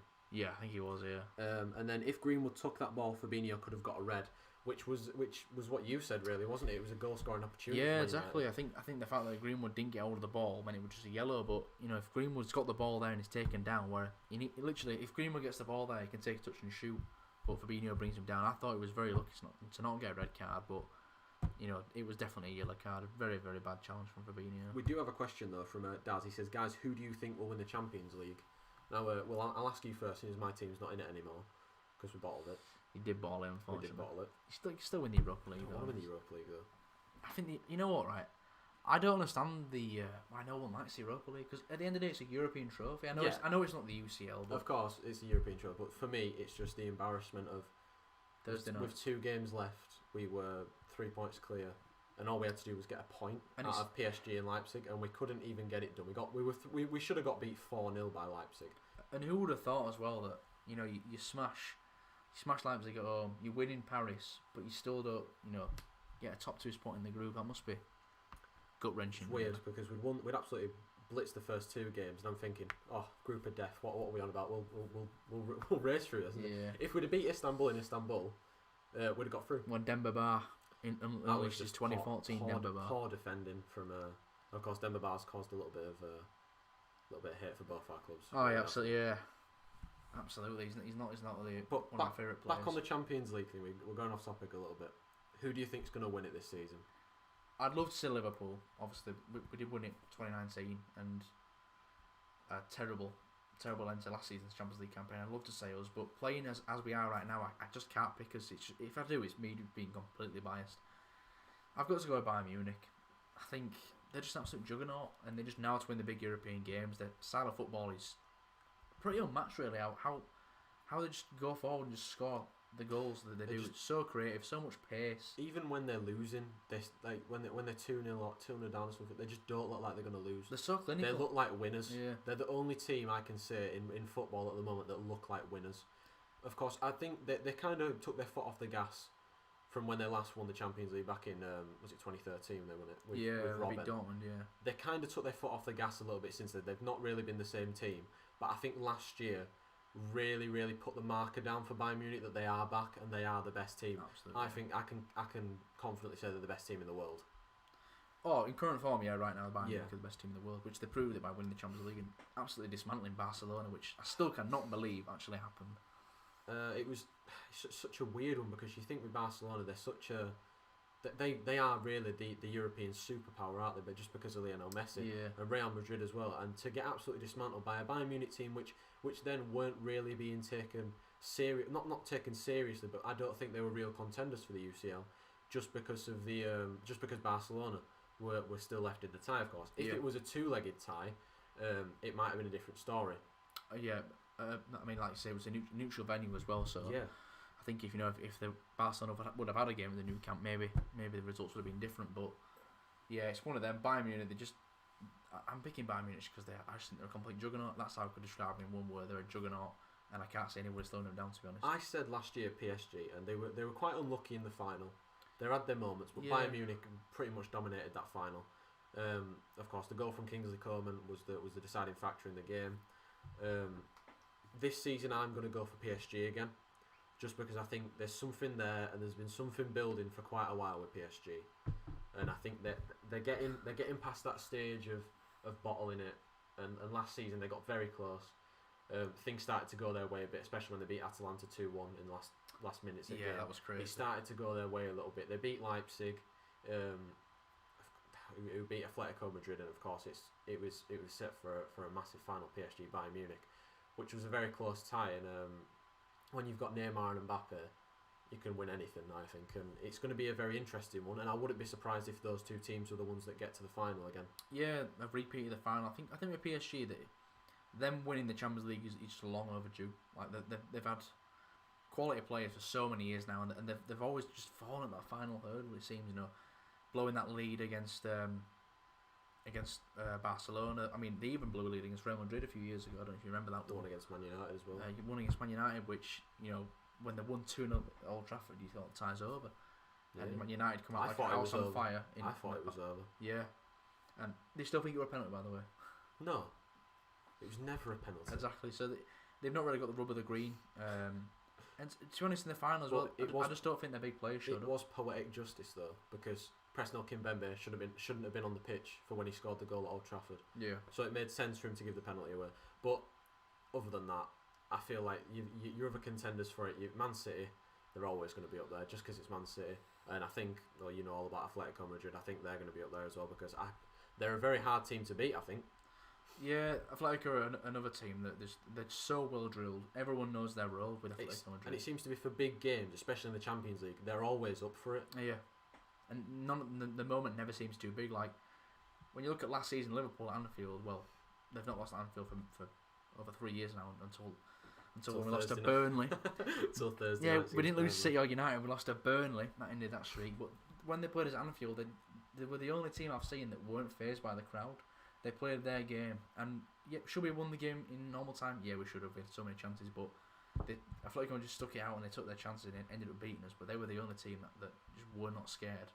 Well, I think you were an Adrian error away from going out of the Champions League. I think he was the main reason why they got. Not taking anything away from Atletico Madrid because they played well in the game. Chris Welch said that Atletico Madrid are the ones to watch. Yeah, in the Champions League. He's not wrong though. That's the thing with Simeone, of course, that anything's possible. And I feel like they got beat by Leipzig last year, but they could have easily beaten them. But Leipzig are another team, of course. You do play them in the Champions League, and that's going to be a very tricky one. Now we've played them twice this year, of course, because we had them in the group, and they can be got at. I'm not going to lie. They're a team which commit a lot of people forward, very similar to Liverpool in a way. They commit their fullbacks high. They've got that normally 3-man midfield, and they normally don't play a striker up front. They normally play Forsberg as a false 9. Yeah. Of course, they've got Sorloth and a few others. Poulsen. And Hwang Hee-chan, of course, know all about him from a few years ago in the Champions League. They're a very difficult side to play against, I think. And if I'm going to make a prediction now, I do think Liverpool will beat them over 2 legs, but I think it'll be a quite high-scoring 2 legs. No, I agree. I think we will beat them, but I think it'll be very, very tough. Leipzig have been, they've been in the. They've been in Europe now in contention in the Champions League for many, many years. They've kind of established themselves as a Champions League team. And last season when they played Spurs, they just absolutely dismantled Spurs. Yeah, they blitzed them, didn't outclassed them. Spurs were nowhere near them. And Leipzig can do that. I know obviously losing Timo Werner was big for them. And we've just seen Kepa with another awful mistake with Chelsea earlier against Luton. But yeah, it's one of them with Leipzig. I think we will beat them over 2 legs. I was happy when we got drawn against them compared to who we could have got. But without doubt, I think it's going to be two very, very, very, very tough games. Yeah, I feel like it's 2 teams that are very entertaining to watch. I know Liverpool have shown a little bit of a dip of form, but they're a very entertaining team to watch. Yeah. We'll go through the comments. If Greenwood, we don't go through that. What are your thoughts on Shaqiri on the starting 11? Of course, I'll let you answer that because you are a Liverpool fan. Yeah, he got the start against Burnley. Got the start against Man United as well. He played as like a midfielder against Man United. I don't think he played very well against us. No, I'm not going to lie. He was very wasteful, I thought. It's one of them. I just wonder now, Shaqiri. I think he's a good player, and I think he seems like a sound person. But I personally don't think he's good enough for Liverpool anymore. I think you can upgrade on Shaqiri, unfortunately. My collector with Mickey Hector trying to mark Jay Rodriguez. We're just watching the goals back from the games earlier, and I think Burnley did end up beating Fulham 2-0. 2 goals from Jay Rodriguez. Jay Rodriguez. But did my collector give the foul away? Oh, he did. Oh, we did. My collector giving the foul away. Well, it's not a foul, though, is it? How is that? All right, he's kind of wiped him out, but then again, Vidra's playing for it. He knows what he's doing there, going down. You can't blame it my collector. The my collector slander needs to stop. It's on FM. I can't escape it. It's an inside. I can't escape it. It's an inside joke with my collector, of course. We have an FM save, Willis Freiberg, and he has loaned in my collector for 2 seasons. He did rattle Rowan in one of the games though. Oh, I'm guessing it was 3-0 maybe. Is that Jack Cork? Has Jack Cork just bagged? No, I think who is that? Long. Kevin Long. Thought it was Jack Cork who bagged, but yeah, back to the comments. To be honest, I think we've played well. Shame we conceded an affordable goal. I'm still confident we can hopefully get winning second half. Happy we scored a bloody goal. Talks about Atletico Madrid. If Euros go ahead, who do you think will win it? France. Or Portugal. Yeah, it's one of them two. I think I mean, the Netherlands look like a decent team as well, but I watched the Netherlands in the Nations League. They just don't score enough goals. they don't have the. Yeah, I mean, They don't have an out-and-out striker. they've got some nice players like Bergwijn and Promes, but they have that out-and-out guy who's going to score. But Memphis Depay, when he plays up front for the Netherlands, he's not the same as when he plays up front for Lyon. He just doesn't score enough. He's got the flair, but it's not always there. To be fair, to be fair, will their captain even be fully fit with Virgil van Dijk? That's true. I think he'll probably be back, but do you risk taking him? From a Liverpool point of view, do you want him to take him? No, I don't want him to go to the Euros. I mean, would I like to see him play at the Euros? Of course, but under the circumstances that he's been under, tearing his ACL, awful injury. There's no need to risk it really. 3 teams will win Euros: France A, France B, and France C, and then no chance I'm putting my country, England, in there. I wouldn't say there's no chance. Yeah, I wouldn't say there's no chance. I wouldn't say there's no chance. That we've definitely got a chance. Will we win it? Probably not. I think we've got a very, very good squad though. Of course, I do have faith in Gareth Southgate. I'm not going to lie. I think we're regressing under Gareth Southgate. Yeah. He seems to be getting more and more defensive. You see, I'm not a massive fan of Gareth Southgate, but the question that people always ask is, who do you bring in? And I brought up a name, and it's quite a strange one. I don't know what you think. I think Arsene Wenger could be a good England manager. Because if there's one man that knows how to get the best out of young players, it's Arsene Wenger. It depends if he wants to come back into management, doesn't it? I think national team management though, compared to being a club manager, it's a bit different. It's not as stressful. He's still very old though. But I mean, you look at Roy Hodgson, and he's still going for Crystal Palace, and he says he wants to keep doing it for a few more years, which is mental to think because he's nearly 75, I think. Yeah, it was his birthday not long ago, wasn't it? I saw someone put on Twitter saying happy birthday to Roy Hodgson. He's 82, and I thought that's not right. That is no way he's 82 years of age. I'm going to check how old Roy Hodgson is. But yeah, it's one of them for England. I think who would be England's starting 11? Let's say that. Who would you start? Just before the start of the second half. What formation are we playing? Roy Hodgson is 73. So he's still very old. Yeah, he's knocking on a Normally bit. People are retiring at 73. He's probably got all the money in the world. Yeah. And he just has a love of management. But we'll do our England starting 11. We'll go with goalkeeper first. I think we are both settled on who should be the England number 1. And it's the man who played very well at Anfield the other night, Nick Pope, who should be Stonewall on to be the left back, to be the goalkeeper. For England. Yeah, I agree.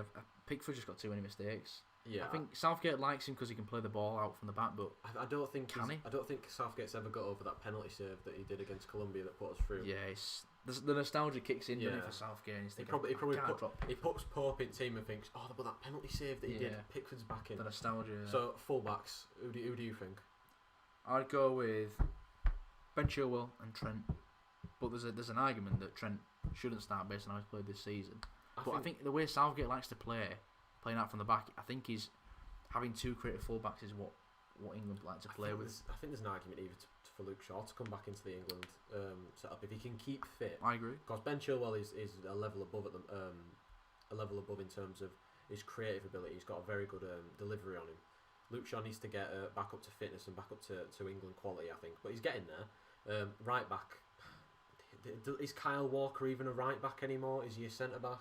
For England, he plays bloody everywhere. We don't know, do we? It's one of them, like you say. He plays centre back, right back, but even he likes Kieran Trippier as well, doesn't he? But I don't know with Kieran Trippier. It's like we said though, England right backs were just absolutely stacked at right back. If there was a tournament where you can only play right backs, England would absolutely walk it. We'd win because absolutely walk it. I mean, like Reece James has played well. Maitland-Niles, Reece James, I remember Saka, Trent, Kyle Walker. There's 5 there I've just named. You could probably name a few more. Yeah. Centre backs, I think we're both probably settled on Harry Maguire and another.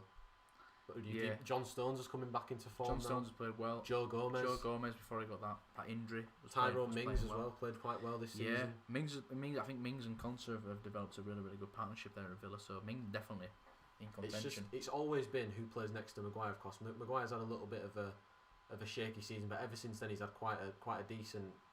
That's the second half of the season, like second quarter of the first half of the season. Yeah. So I'll say Maguire and Mings. I think should start. I'll say Maguire and Gomez, but yeah, I'll say Maguire. I think my keeper would be Pope, my back four would be Trent. For the moment, things can change. Obviously, Pope, Trent, Chilwell, Gomez, Maguire. That'll be my back 4. So I think the game's probably going to get underway. We'll do his midfield and then attack real quickly. So we'll play a 3-man midfield. I think Jack Grealish needs to be in there. Absolutely.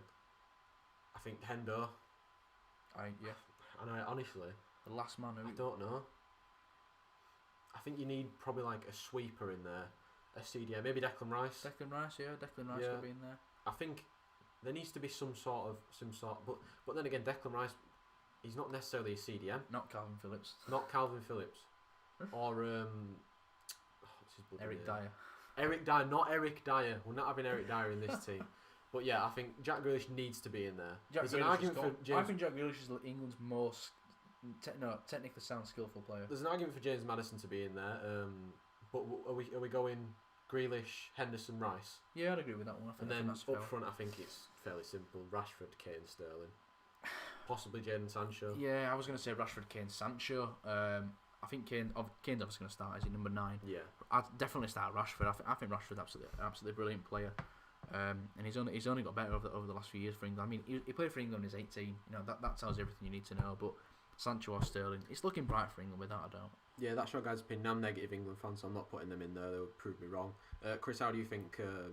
How long do you think till he brings Mane on? Southgate should be arrested. It's a criminal offence putting Pickford ahead of Pope. What are your thoughts on Shaqiri starting? We had a talk about Shaqiri. What did you say, Will? You said he was just a bit wasteful when he played. Yeah, I think it's got to a point where Liverpool can improve on Shaqiri. I think he's been given more of a chance due to how the front three have been playing. You know, Mane, Salah, Firmino, they've not been firing. Klopp's thought, let's give Shaqiri a chance.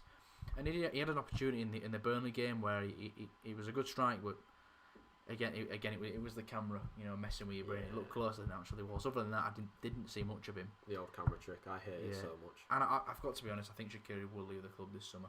Lazio have reported been interested in him for a while. Lazio have currently got the best Brazilian export from Scunthorpe ever, which is Andreas Pereira on loan. Who's not really done anything at Lazio, I'm not going to lie, of course. I mean, did he ever do anything at Man United? Scored a screamer against Southampton. Scored a free kick against us in a friendly. I remember that. When you beat us 4-1. Shaq scored no red kick. He did. I think D scored. There's a chance here for Man United. A free kick, a little bit inside the Liverpool half. Luke Shaw's going to whip that in towards the back post for Harry Maguire. He's going to leave it. Could that be a foul there? I think that is a foul there. He kind of leant into Wijnaldum. He was definitely looking for the free kick. Smart play by Wijnaldum. Yeah, one of them. I think Maguire just used his body, but some refs will give that as a foul. Some will just gone one way or the other. It's smart play by Wijnaldum to sort of relieve the pressure in the early half. Mane is warming up, and is that Shaqiri, the man that we were talking about, next to him warming up as well. Could see them in the second half quite soon. Mane's taking his face mask off. What is he doing? Not good enough for him. Not following the rules. No, he's not following the rules. He's Sadio. He's a rule breaker. I mean, there's no one near him. What is Hendo doing here? Why did he come out then? Field goal is good. Well, of course, speaking of field goal, later on tonight is the NFL Watchalong. You've got double duty today, Will. Yeah, I've got this game to watch. Get an hour break to have my tea. I'm going to say, have you had any tea yet? I will be having it about 7 o'clock. Well, eat that, and then it's on the watch long for what is. If you're not an NFL fan, by the way, this is the. In terms of the two quarterbacks that are facing each other, Tom Brady and Aaron Rodgers. I think it's the biggest one of the season. Oh, absolutely! It's the biggest one of the last 10 years, in my opinion. Like, at least these are two superstar quarterbacks. Tom Brady's the GOAT. Aaron Rodgers is a 3-time MVP. He's going to be a first ballot Hall of Famer. People just need to appreciate this matchup, how good it's going to be. I cannot wait for this game. You're the NFL expert. I am almost a rookie in NFL terms. Oh, but there's a missed opportunity there. Reece Williams and Rashford is in to make it 2-1, and he is going to make it 2-1. And it's that left-hand side again, Will. And Reece Williams, as you said, has not started the second half. No. Very good, because it is 2-1 to Manchester United, and Rashford, who was looking sharp in the first half, has capitalised on another error from Liverpool and made it 2-1 Manchester United. And again, it's such an avoidable goal for Liverpool. Just a stupid mistake. I mean, Trent's nowhere to be seen. Like I said, Robbo and Trent, they play so high. Yeah, Thiago. I mean, Robbo, as you can see there, it takes an unlucky bounce. Thiago dives in, but Trent's in no man's land. Is he offside? I think he's just onside, but well, I'm sure Reece Williams has got to do much better there. He's got to cover. He's got to get his foot on the ball. It's an easy finish for Rashford, 1-on-1. United will take that, but again, sloppy defence from Liverpool. It's all right playing the high line, but you need to press, otherwise leaving yourself in no man's land. And the Rashford there, easy finish past Alisson. Alisson can't really do much. But I'm sure awful start for Liverpool to this second half. I'm sure the goal's probably being checked as we're talking, of course. I'm just straightening up the two from Man United, because it was down here when I had a look. Goal has been given. The goal has been given. It is 2-1 Manchester United, and another error from Liverpool defensively, which we've not seen a lot of this season, I'm not going to lie, but Reece Williams again got caught napping, really. Yeah, he's struggled this game, Reece Williams. When Rashford has run at him every single time in this game, it looks like he's ready to concede.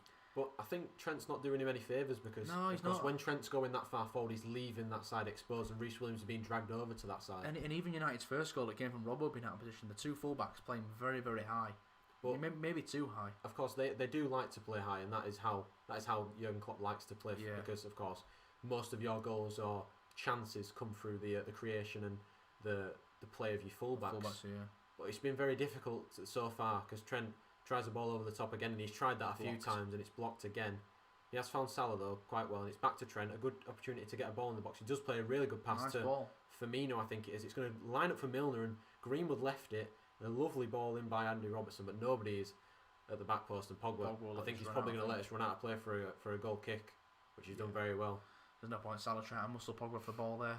But Liverpool, they need to come out in these next 5 minutes and really bring the game to United. The 2-1 down.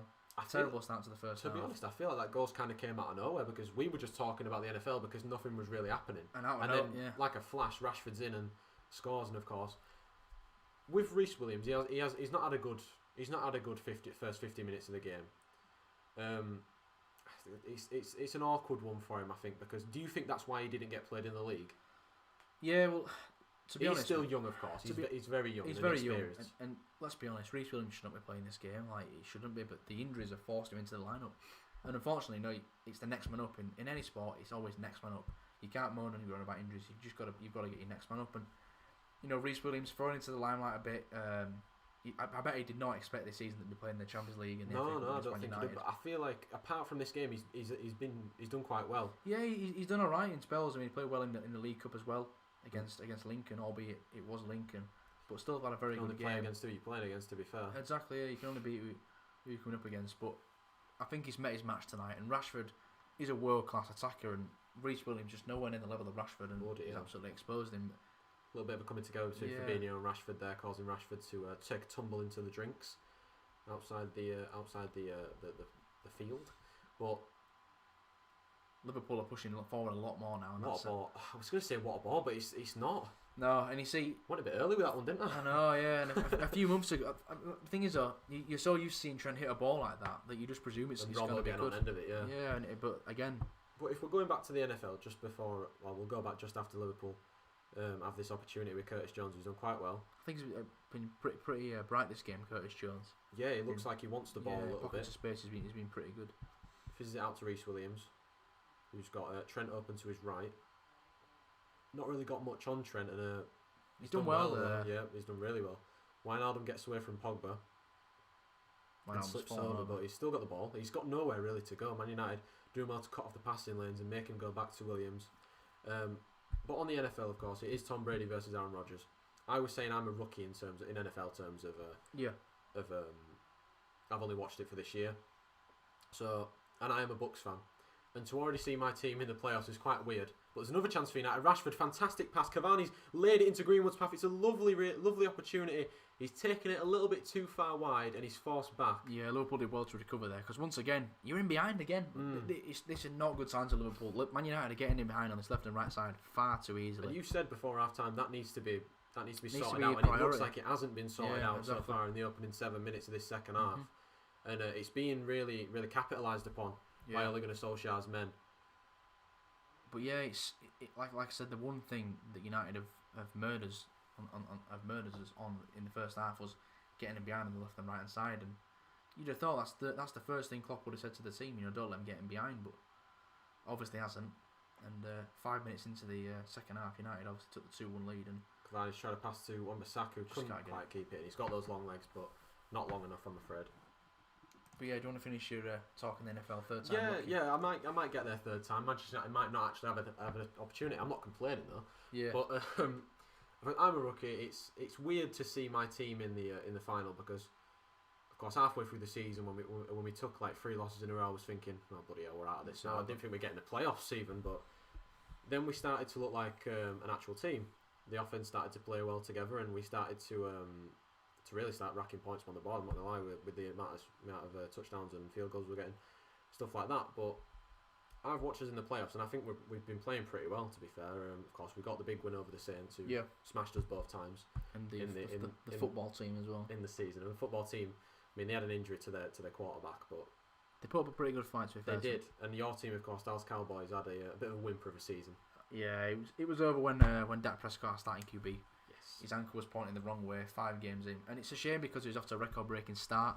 I'm pretty sure Kirk Cousins, Kieran's team, the Vikings, who is their starting QB is Kirk Cousins. I'm pretty sure, like 8 or 9 games in, he still had less passing yards than Dak Prescott, who hadn't played since week 5. So it just shows what on his historical start Dak was off to. But if I'm talking about the Bucs, I think what's important with the Buccaneers, well, they started shaky, but it was always going to be a shaky start. Tom Brady coming in a brand new team. It's the first team he's played for outside the New England Patriots in his entire career. But the thing that was big for the Bucs is they got hot at the right time. Things started gelling at the right time.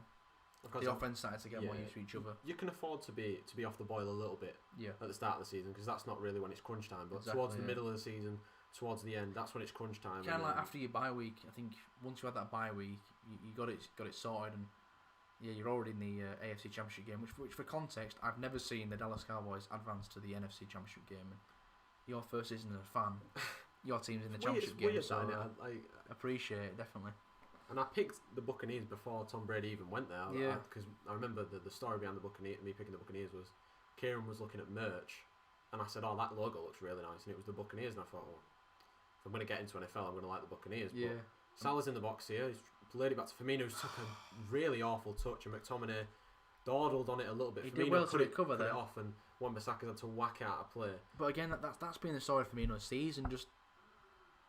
He just looked half asleep there. He did not look ready for the pass at all. He reacted a little bit late because I mean, if he took it in his stride, it was a good opportunity to get a shot off, I think. Exactly, yeah, and it's another chance that's gone begging for Liverpool. I think Liverpool have done well to work it down this right hand side with Salah. I know Shaw's made some good tackles, but yeah, the left hand side of Liverpool's been absolutely non-existent in my opinion. I think Curtis Jones he's not an out and out winger. He's kind of drifted into the midfield a bit more. I think that's natural though if you're playing through the middle of your career and then you're forced to play as a winger. Absolutely. We will try and get this NFL. We'll try and finish this NFL story, hyping up the NFL watch along that's in a few hours' time. Buccaneers versus Green Bay Packers, of course. Am I right saying the Packers were the number 1 seed? They were, yeah. So you talk about the Packers just a little bit before we finish this talk about the NFL, hyping it up for later. Yeah. So the Packers, they made the NFC Championship game last year, but they were absolutely run over by the 49ers. Like, when I'm talking run over, I mean one of their running backs got over 200 yards.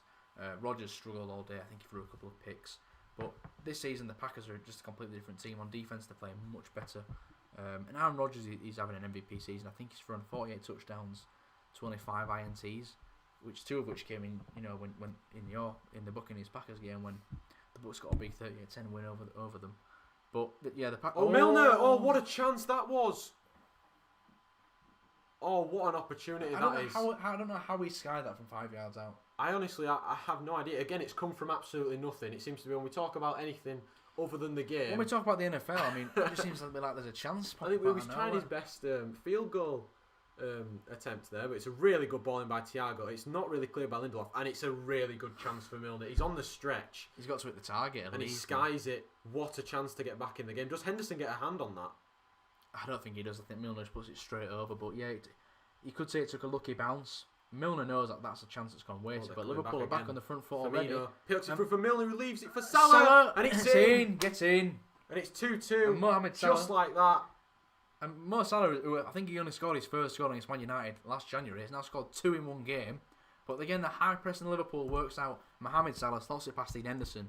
2-2. What a game this is, I was about to say, what a game. What a game. Half an hour to go. That's poor defending from Man United again. It runs through 2 people in the box, I'm pretty sure, there. And just as Milner misses that big opportunity, Liverpool win the ball back high. Well, he almost had another one, but he left it for Salah. I mean, the camera was a bit late onto the play. As you can see, Harry Maguire looking to play it out. Oh, it's a poor pass. Well, it's a poor pass from Cavani. Cavani gives it away, sloppy pass.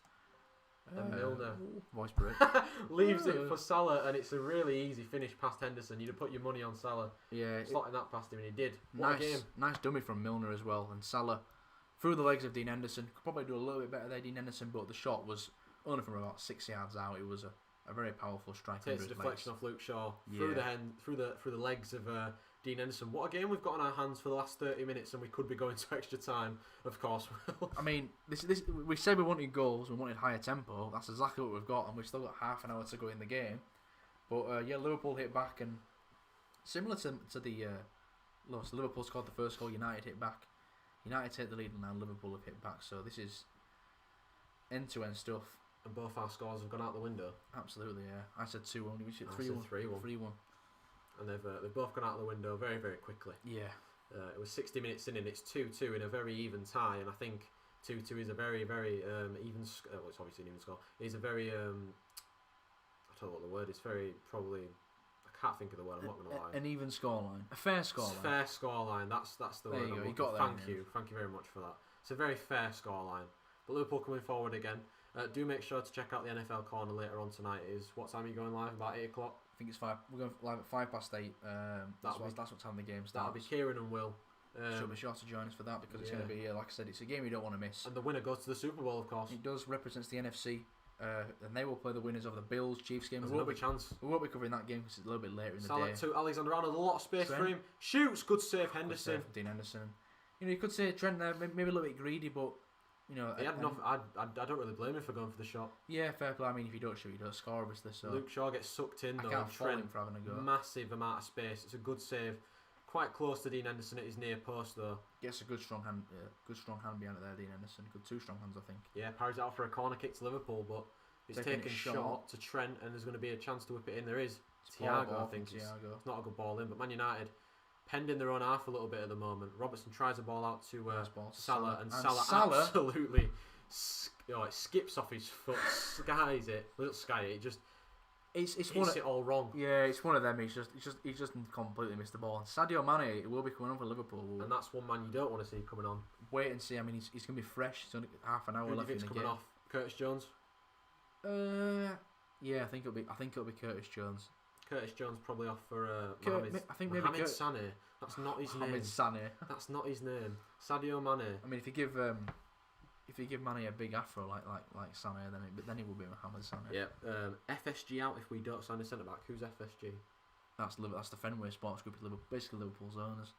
And I've got to be honest with you, Chris. I think you bang on because FSG at this point are really pissing me off. If it's Wijnaldum is coming off, yeah. Wijnaldum's played a good game. I think we're going to see like a bit of a tactical switch. I think you'll see Curtis Jones going to the midfield, and then you'll see Mane going to the wing, or maybe go up front along with against Aaron Bissaka. We've got a few more comments. This is why United ain't winning the league with our crap defence. I don't necessarily think that's the defence's fault. It was a poor pass from Cavani, of course. The defence don't help itself.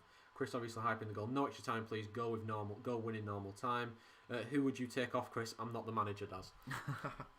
But yeah, going back to Chris's comment about FSG, I agree. I think the one thing that really annoys me is they're just not willing to invest in the club, and obviously it annoys the fans, it'll annoy the players a little bit, but it's got to annoy Jurgen Klopp the most because what Klopp has done for this Liverpool team is he's turned them around from a bang average Premier League side to, arguably the best team in Europe, won the Champions League, won the Premier League for the first time since 1990, completely turned the club around and turned him into a European powerhouse.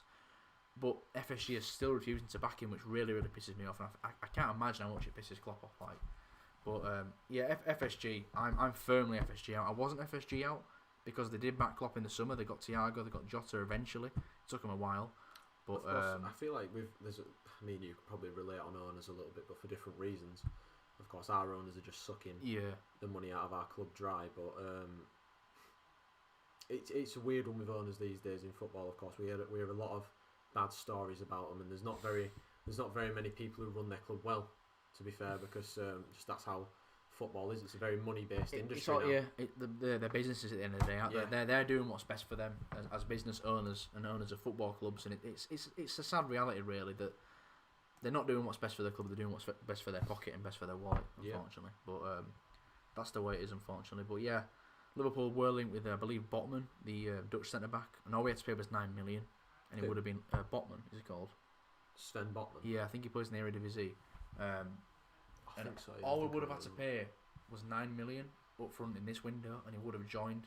And FSU were unwilling to accept that 9 million fee, which just kind of sums it up, really. I think since the goal, Liverpool have looked on top of this game, and Wan-Bissaka's given the ball back to you, and Liverpool really come out of the shell since the goal. Look at that last 5 minutes possession-wise, 78% for Liverpool.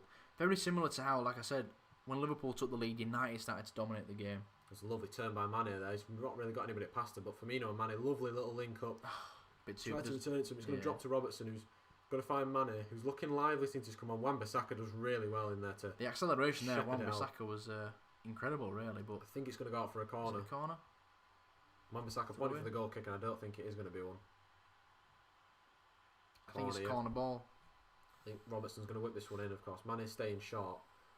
For that, take it short. He's going to take it short. Mane. There's a man free on the edge of the area. I think it's Milner. I'm going to give it back to Robbo. Got to get this ball into the box. It's a decent looking ball in, but McTominay is quite tall, and then Thiago and Milner almost ran into each other there. Hell. And Mane no communication at all there. Does well to lay it back to Firmino. And here is Thiago. Fabinho's high up the pitch as well. Fabinho looked like he was fouled there, to be honest. Oh, Thiago an inch away from possibly getting that ball through. Trent there winning the ball. Winning it back this chance is lasting ages. I mean, a football manager, like we say, it's a very long highlight. Salah. Trent down the right hand side. He's not going to get there. Too much on it from Salah. Unlucky, but yeah. That was a long spell of play there. Man United did pretty well just to shepherd Liverpool around the box. Didn't let him get into a key area. Two subs for you Man probably United. saw this one coming. Two big subs.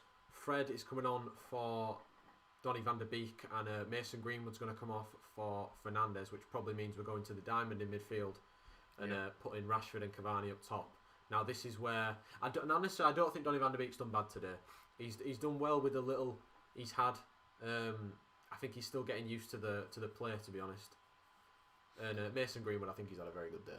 Yeah, Mason Greenwood's been fantastic. I think Liverpool's fullback's been so high as kind of played to his strengths, because Greenwood loves to get in behind, loves to use his pace, and he took his goal brilliantly, to be fair to him. Slotted it past Alisson, who made two big crucial saves at Anfield last week in the league game. But yeah, Greenwood, he played really well today. I think Rashford and Greenwood, they've been United's biggest threats going forward. But yeah, I didn't see much of Van der Beek, but I think it's only a matter of time before he gets it together. He's still a very young player, you've got to remember. So Fred right in there against Firmino, but Firmino's bodied him very well, shielded him off the ball. And there's a chance for Salah to run through the middle, and he is in. It's Salah's in for the behind. hat trick. It's a good save by Dean Endo. I think Luke Shaw might have got something on it. It's going to be cleared, and Fernandes to Pogba up against Thiago, and he's done really well, Pogba. Of course, he's big and hard to get off the ball, and he's going to go out for a throw-in to Liverpool. Throw-in, yeah. I mean, Pogba's saying he was fouled there. He was harried there by Thiago, but Liverpool throwing and they keep the pressure. I think that's just the way that Thiago is, though. He's very quick and he likes to get stuck in, doesn't he? Yeah. Like he gets stuck in. Trent trying the ball over the top, but Fred is there for Manchester United after Maguire heads it to him. And you see this right here. This is too much space for me for Liverpool. You're giving Fernandes too much space there. You can't let him turn. It's a really good pass. Well, I'd say it was a really good pass for Rashford. It wasn't. Well anticipated there by Reece Williams. He's going to have last 10 minutes. Reece Williams kind of Fernandes settled down a bit. Fernandes is going to have to come into the game and really be switched on, because it's a very, very tough game to come into, with Liverpool dominating especially. I think if you're United, you're just dying for someone to grab the game by the scruff of the neck. And Fernandes, we know that he's done that many times since signing for United. He's been incredible. But yeah, like I say, pretty much every single game Fernandes has played, he's had a goal, assist, contribution. Hopefully that doesn't come today. We've still got another sub to use. I'm pretty sure. It's a dodgy pass. Pretty sure Anthony Martial will probably be the other substitute that comes on, possibly for Edison Cavani later on in the game, maybe. Or he might bring on the likes of Alex Telles for Luke Shaw if he doesn't want Luke Shaw to play the full 90. Now for Liverpool, of course, you've only made one substitute so far, which was Sadio Mane. You've still got the likes of Origi, Minamino, Shaqiri, we saw warming up earlier on. Oxlade-Chamberlain could possibly come off the bench. What do you think? I'd like to see Ox make an appearance. I just don't know who would make way for, because I think Thiago's been brilliant. I think Milner's played really well today. Milner's played really well, yeah. Yeah, he's kind of, just been breaking the play up that United have in the middle of the park, playing some key passes. Should have scored, really, to be honest, James Milner. So I don't really know who you bring him on for. Maybe Curtis Jones, who was kind of settled down in the second half, but that was well played. It straight to Robertson, and Pogba's going to get in there in front of him. And now United can try and break, but Pogba's fallen over, but he's still got the ball. And he's megs to McTominay. Mane dived in there with 2 feet by the looks of it. And Fred's gone down. He's obviously going to milk it as much as he can. Mane's going to get the yellow card. Mane's going to get the yellow card for that. Fred's obviously going to milk it as much as he can, because that's the type of player that Fred is. Yellow card indeed. Definitely a yellow card. He did, like you said, go with 2 feet. It was a very weird spell of play that, because Pogba, when he went down, still had the ball, managed to poke it, actually megged McTominay and Fred coming onto it. We're looking at it now. McTominay with the pressed RB. And it's an even one, but the follow through gets him. I tell you what, if Mane, he's lucky he got a bit of the ball there, because I think it's kind of compensated for him, following through. It's that alert. It could have gone out. That could have been a lot worse for Fred. That alert. Yeah. But Mane's now got to be careful. He's on the yellow card. He's only just come on as well, which is a shame. Because Mane does like to get stuck in. He's one of Liverpool's main players that uses the high press a lot. That's going to be big for Liverpool. Luckily enough, Fred looks alright, and McTominay's going to turn on the ball and find Maguire. But if you look at the midfield now, you've got 1, 2, 3, 4, 5, 6 Liverpool players in there. Harry Maguire is going to try and find Luke Shaw. He's going to keep it in well, and he's going to have to cut back here and find Rashford, who's surrounded by Liverpool bodies. He's done well to find Luke Shaw, but Man United forced backwards. And Liverpool now can just settle into that shape again and try and stop this attack and spell this pressure from United. Yeah, I think, as you can see there, we've gone back into his flat 4-4-3. 4-3-3. Fernandes in between the lines there tries a ball and it's going to be blocked by, I think it was Fabinho back there. Yeah, I think we've gone back into his 4-3-3 at Liverpool. We've got obviously the front three with Mane. Fernandes tries one and he saw Alisson off his line. He sort of faked it with a cross, really, didn't he? He tried to go on to go, but it's gone over the crossbar. Those are the type of things that Bruno's one of those very few players in world football that's going to try that. He's going to have the vision to see that. He saw Alisson off his line. I thought, I'm going to try this. And you know what? It wasn't too far away, to be honest. If it was on target, he probably catches him out, doesn't he? Exactly, yeah. But we are seeing the chance for Mo Salah earlier, which is a very, very good chance, to be fair. Luke Shaw didn't get anything on it. Kind of scuffed the chance, didn't he, Mo Salah? He did, yeah. I feel like he's burying that usually. I think he was on his left foot, definitely. But give credit to Shaw there. He did well to close him down, close the angle a bit, force Salah onto his weak foot. Good save by Dean Henderson as well, of course, making up for the goal that was conceded a few minutes ago. Still 20 minutes to go in this game. I can still feel a few more goals in this game. I mean, we came into the game saying we don't expect a lot of goals, but Liverpool might be able to get another one now with Mane. Tries pass it back to Thiago. Over to Reece Williams. United and Liverpool defending very similar, just dropping into the shapes when the other team's got the ball, but they're keeping the. It's a lovely pass to Salah. Tries to return. It's a lovely pass. Trent Alexander-Arnold to I think it's Firmino in the box. Firmino tries to shoot, blocked by Lindelof. Thiago on the volley. It's not really the thing that he wanted, and he skies it. Good. Yeah, I think the bounce didn't suit him very well. Couldn't get his foot over the ball, blazes it over. But again, I don't get mad at anyone having a shot, because like I said, if you don't shoot, you don't score. So you might as well have a go. But yeah, he didn't get his body over it. I think if that would have gone in, that would have been some goal. Oh yeah, I mean, I'd have gone mental. I'd have gone absolutely crazy if that goes in. I've got a few more comments. Man United versus Liverpool, living up to expectation. That's true. I feel sorry for Donny. He played well. Why not take off McTominay? Hasn't played well. I don't understand all his love for him. Ox on for Jones, I think he said. And I think he's not taken off McTominay because Donny van der Beek can't play CDM. That's pretty much why I think he's not taken off. I don't think Masau's played that bad. Really. I think the thing that Masau does good kind of goes unnoticed.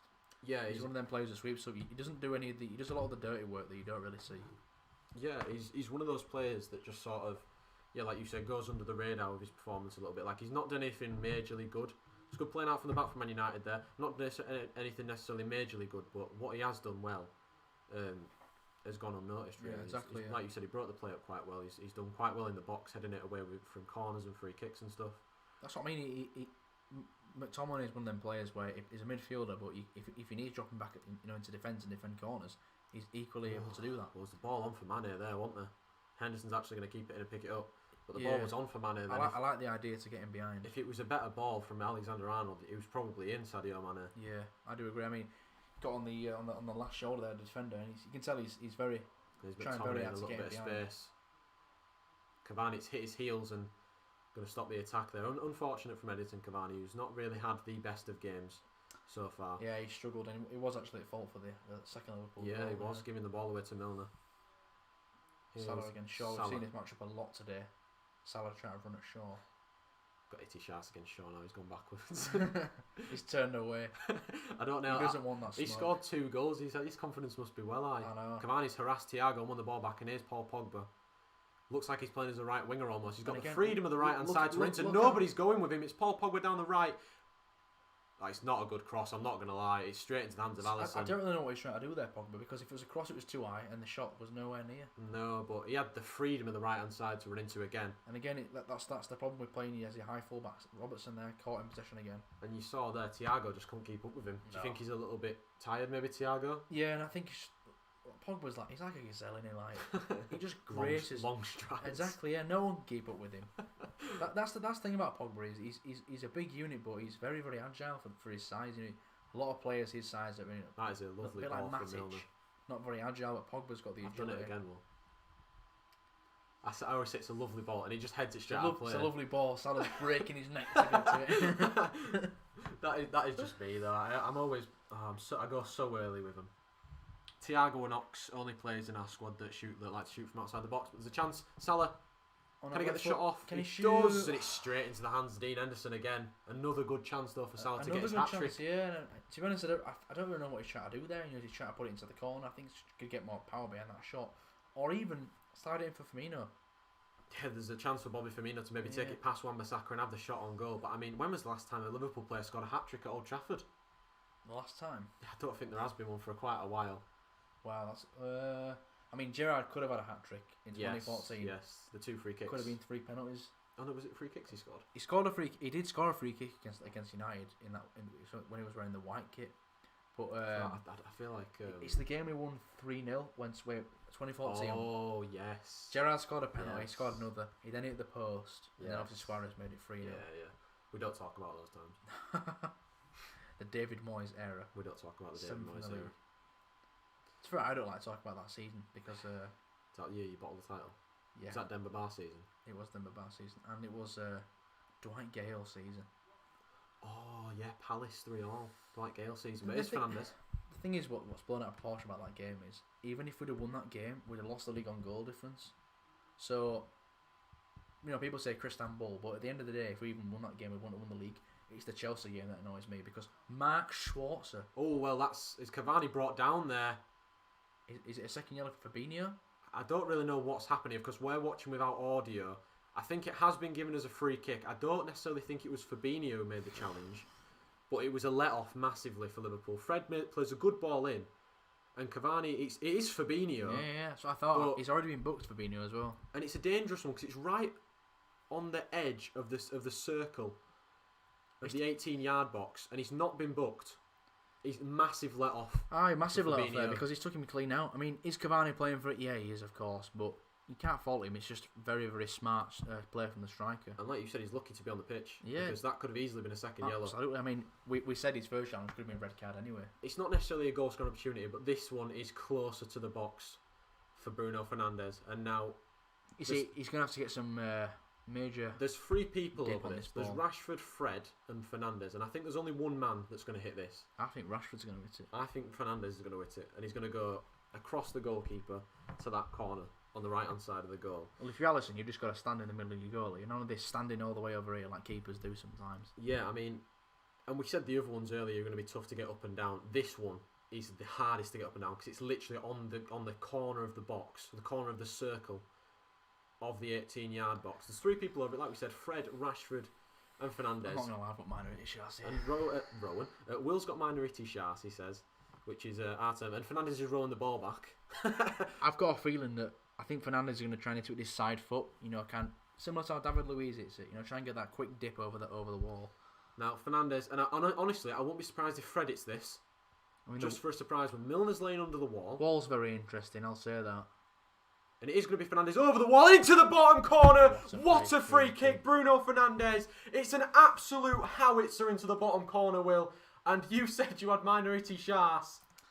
What a free kick. Because I knew that was coming. And I'm not saying that I'm the oracle or all, but I told you he'd put it in that bottom corner. You did say it, and I did say he hit it with his side foot, similar to David Luiz, which I think he did, to be honest. I mean, David Luiz free kicks usually get skied over the bar, but it's one of them, look, you give away a stupid foul on the edge of the box and you give away a free kick that close. What do you expect to happen? I mean, look how close. It's almost like a free shot, really. Yeah, it's almost like an indirect free kick in the box because it's that close. But it is a lovely goal.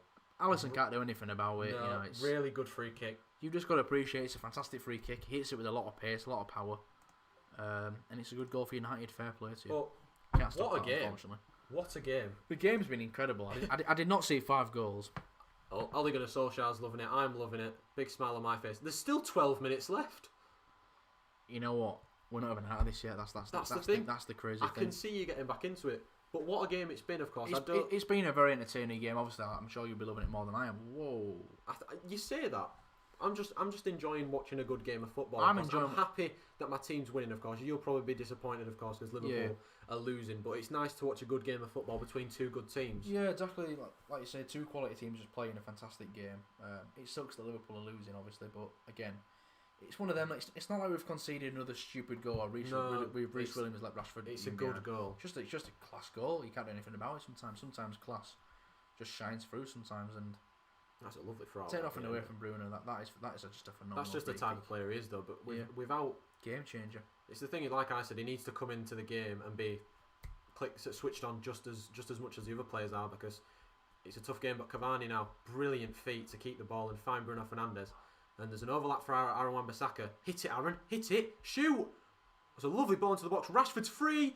And he doesn't connect with it. I think he's offside. Big chance that for Rashford. No, he wasn't offside. What a chance that was for Rashford. But Aaron Wan-Bissaka, I was screaming for him to shoot because I wanted him to shoot. Just to have a shot on goal because it's Wan-Bissaka. But you never know. instead he played a good ball to Marcus Rashford. I think he was offside. He looked offside. Whether or not he was offside... Wan-Bissaka's absolutely raced past Andy Robertson, and Man United look in the mood now. Wan-Bissaka down the right hand side, tries to pull it back. Oh, he's done Robertson again. Plays it with his left foot, which is not the best choice, probably, Aaron. And well headed away by Reece Williams. I think last 15-20 minutes he's kind of settled more. Mane's lost it to McTominay, and he's been adjudged to a foul in there. Given a foul. McTominay. Just checking my phone because I've got like an absolute ton of notifications, some NFL notifications as well. But the two subs, the goal has sparked the 2 subs. Firmino's off for Origi. I think Firmino's had a decent game. Yeah, I think he's had moments where he's been a bit shaky, but he has had a few good chances. And we talked about Thiago looking a little bit leggy. He's going to be replaced by Shaqiri. Probably drop Milner a little bit further deeper and put Curtis Jones inside midfield and Shaqiri probably at Cam. Maybe. Yeah, I think you might see like a 4-3-3 with Shaqiri, kind of the most furthest forward midfielder out of those 3. But you're going for it though. Of course, nothing to lose at all. Nothing to lose at all for Liverpool. And if it's a man who loves a late goal, it's Divock. Origi. I was absolutely papping my pants when he came on last week. You know, in Anfield, I said to Josh, he's going to be the one that scores the goal, and he could be the one today. Trent's going to try a ball over the top to Curtis Jones, but Pogba's going to head it down, and now you could get caught off again because McTominay plays a lovely ball to Rashford. Alisson's come flying out, and Alisson's done really well there, and Trent's going to keep that in, I think, though. But Alisson, I mean, he's done quite well today, apart from the few moments where he's not really the dodgy pass out, out, and the header that kind of put Robertson under a bit of pressure. He's had quite a decent game. I think he's played brilliant as Alisson. To concede 3 goals and still have a decent game is quite impressive for a goalkeeper. Yeah, exactly. I mean, I don't think any of the goals were his fault. I mean, no. The fact that 2 of them were 1-on-1s, and you know when there's a 1-on-1, you're always going to back the striker. Exactly. Yeah, they've got a massive advantage. And the 3rd goal, just a wonder goal from Bruno Fernandes from the free kick, so he can't really do much about it. But he's made crucial saves. I mean, he's kept the game closer than it should be, really. Shaq tries the ball through the middle, and it's a really good tackle from Wan-Bissaka. An important one, and it's going to go out for a corner. But that ball was going through to Mane, who would have had a goal scoring opportunity without that block. I've just read a notification, by the way. Bad news for the Bucks. Winfield Jr. is out of the game. Oh no! I know you're a big fan of Winfield Jr. I do. He played really well. The rookie safety. Our defence has played really well in the playoffs so far. They've been absolutely massive. Of course, the 3 turnovers last week, the 4 turnovers last week, and Winfield Jr. was part of one of those. It's just the speed on the Bucks defence is absolutely crazy with Devin White, etc. The corner comes in from Shaqiri. It's not a good delivery, and Cavani's going to clear that away at the near post. The first man, of course. Awful delivery. I mean, I've seen worse. Iago Aspas against Chelsea. But that was not a good corner. And again, you can't let these corners go to waste. You've got to try and maximise them as much as you can. But here's Trent. Trent tries to switch of the play to Curtis Jones. He's taking him down well. He's going to play it back to James Milner. Milner's got to get this in. It's a lovely ball into the back post, and nobody went for it at all. Everyone just left it for each other. Yeah, I think if I'm Milner there, I think you should try and whip the ball maybe into towards the penalty spot. It. Yeah, because if you float it, you're always it's always going to be tough for your strikers to get any power on it. Klopp's looking pretty pissed off. I think Klopp, I think he is a bit pissed off, of course. I think someone else is getting ready for Manchester United to come on. I'm not necessarily sure who it is. I'm pretty sure it'll be Matic or someone to shore up the game. I don't think we'll bring Martial on. If we do bring Martial on, I'd be very surprised. Rashford there may pull up. Oh, he's limping a little bit. I hope he's alright. Might just be a little pull. Nice move there from Curtis Jones. tries a ball over the top, which is going to be headed clear by Maguire, and McTominay is going to head it further clear to Pogba. Dinks it over the top, and nobody's there. That's lovely, that. Yeah, look, you can tell now. United looking to defend their lead, which you obviously would expect. Liverpool pushing for the equaliser. We're gonna do what we normally do, which is sit back. You don't want to invite too much pressure. So, yeah, that's the thing. We don't want to invite too much pressure. We soak up the pressure and then try and hit them on the counter attack. Of course, we've got Rashford and Cavani up there, and Rashford's got legs for days. Of course, I think Dean Endo's had quite a decent game today. I'm not gonna lie. He's made a few good saves from Salah. He has made the a few goal's good not saves. necessarily his fault, of course, because Yeah. like you said, they were one-on-ones, and the Salah ones come so quickly at him that he can't really do much. And even about the it. chip, I know someone put in the chat, they said, "Oh, I shouldn't go to ground," but in that situation, You just try to make yourself as big as you can. You're not can't expecting him to chip it over you. And if you're going to run at him standing tall, he's just going to put it round you. Exactly, yeah. So he's not done anything out of, it wasn't an error from Dean Henderson. I mean, if someone chips it like Salah did, you just got to appreciate how good the goal was. So we've got 5 minutes left plus added time, and I don't think there'll be much added time. I think there'll be 2 or 3 minutes or so. There's not really been any stoppage for injury. Or maybe not they had yet like anyway. 4 or 5 on to make it interesting. Like I sometimes do. hope there's no added minutes of added time, to be honest. From my point of view, but you probably want the maximum amount of added time. I mean, I can't see Liverpool scoring 2 more goals in this game. I think if we make it, if we score the equaliser, I'll be sort of chuffed with that, which will mean extra time. I mean, unless you were to score in the next minute or so, I think then it's going to be a very interesting last 5 minutes of the game. Yeah, definitely. But controlling the possession here, we just need to get the possession more in this area. Before the game started, of course, we talked and we said we couldn't see that many goals in this game, and then they've banged 5 at us. Exactly, yeah. 5 very, very good goals too. Like 5 fantastic finishes. It shows the level that these two teams are at. Yeah, absolutely. But they're both playing. Well, I wouldn't say Liverpool are in great form, but we know the quality that both sides have. Martial is the one that come on. Rashford is going to be taken off, which is probably just to make sure that everything's okay with Marcus Rashford. But he's got his goal and an assist today. He's been phenomenal. He's played really well, Marcus Rashford, and he's exploited Liverpool's weaknesses. Lovely finish. So yeah, really, really good finish. Obviously set up the Greenwood. I don't know about you, but I thought that pass from Rashford to Green was very reminiscent of like Rooney. We've seen Rooney do that a few times. Rooney to Ronaldo. Yeah. Yeah. I think Rashford is he's going down the tunnel. I hope he's not injured, because that would be a massive. It doesn't look too good, but we'll have to wait and see. He's limping a little bit. That is, yeah. Of course, hopefully it's not his back again, because if it is his back, then he might be out for a couple of weeks, maybe a month or so. But fingers crossed, touch wood, that Marcus Rashford is okay, and that he can help us in the season, because we'll need him. Here's McTominay bringing it out of the defence. He's still going. Scott McTominay, so strong. And he's found Fernandes down that left-hand side. There's a 4-on-3 for Manchester United here, if they can get it right. Martial is going to pick the ball up, just come on the pitch. Wan-Bissaka, of course, coming in late to join the attack. Liverpool got a lot of men back quickly, though. And Fred got a lot of space to try and pick a pass to Pogba, who's left it for Martial, and they were just not on the same wavelength there. Liverpool are out quickly as well, trying to get on the counter-attack. And here they are with Trent Alexander-Arnold trying another ball over the top to Origi, and Maguire's going to gobble that up all day, but it's not really the cleanest header away, and Mane's going to find Shaqiri. Out to Andy Robertson. A lot of space for him on this left-hand side, and Curtis Jones. United got a lot of bodies in the box. McTominay's almost joined as a third centre-half back there. Shaqiri looks offside. Curtis Jones going to force to go back, though. He's going to recycle back to Fabinho. Here's Reece Williams. Out to Trent. Got to get it in the box, Liverpool. They've got to get it into the the danger area. Back to Reece Williams. And Man United have just sat in a shape which is not allowing Liverpool any space at the moment. But they might find some now with Shaqiri. Had to go back though to Fabinho. Maybe should not be on the pitch, but the ball to Salah again is to Trent Alexander-Arnold. Sorry, that's poor from. Well, that is poor from Trent. And Martial and Fred are going to get this clear. Fernandes on the spin, and there's a chance for United to counter-attack here. It's a 3-on-3 again, and it's been so equal so far. And it's Fernandes to Cavani. Pogba's in the box if he can find him. Cavani's going to go to the back post. Please score, Fred. Just can't get there. It's just not a good pass, and Fred's going to run it to the corner, take some time, and a lovely pass to Fernandes, edge of the area, who's going to try one to the back post for Cavani. Oh, it's hit the post. What a header. What a header that was from Cavani. And Fred almost harassed it off Andy Robertson. The ball is still alive. But what a chance from absolutely nowhere. I was thinking, it's going nowhere. Oh, Lindelof is definitely going to get a yellow card for that. He is going to get the yellow card. Absolutely pulling Origi back. It's a smart foul, but yeah. It's livened up a little bit in this last minute or so. That chance come from absolutely nowhere. I mean, that header from Cavani. I mean, how did he get so much power? Look how much space Origi's got here in the middle of the park. Salah. going up against his menace and Luke Shaw, who's struggled with. Shaqiri in the middle though. But it was when you got caught in the possession, it was so quick, it was 3-on-3 just like that. The thing is, United can afford to do that. They can sit back and they can catch Liverpool on the break. It's kind of like Liverpool have gone all out attack now, so they are at risk of conceding another goal. Trying to find Salah, but it's going to be cleared away by Luke Shaw and Martial now. Can he turn on the ball? He's going to have to go back to Maguire. He's put under a little bit of pressure, but he's going to blast that clear and away. I think it's going to probably go out for a throw, and it is on the halfway line. But we've got 50 seconds of normal time left, plus added time. I still feel like there's going to be a chance, and here is the chance for Cavani. He's making a late run. It's a fantastic run, and the header, that would have been some goal.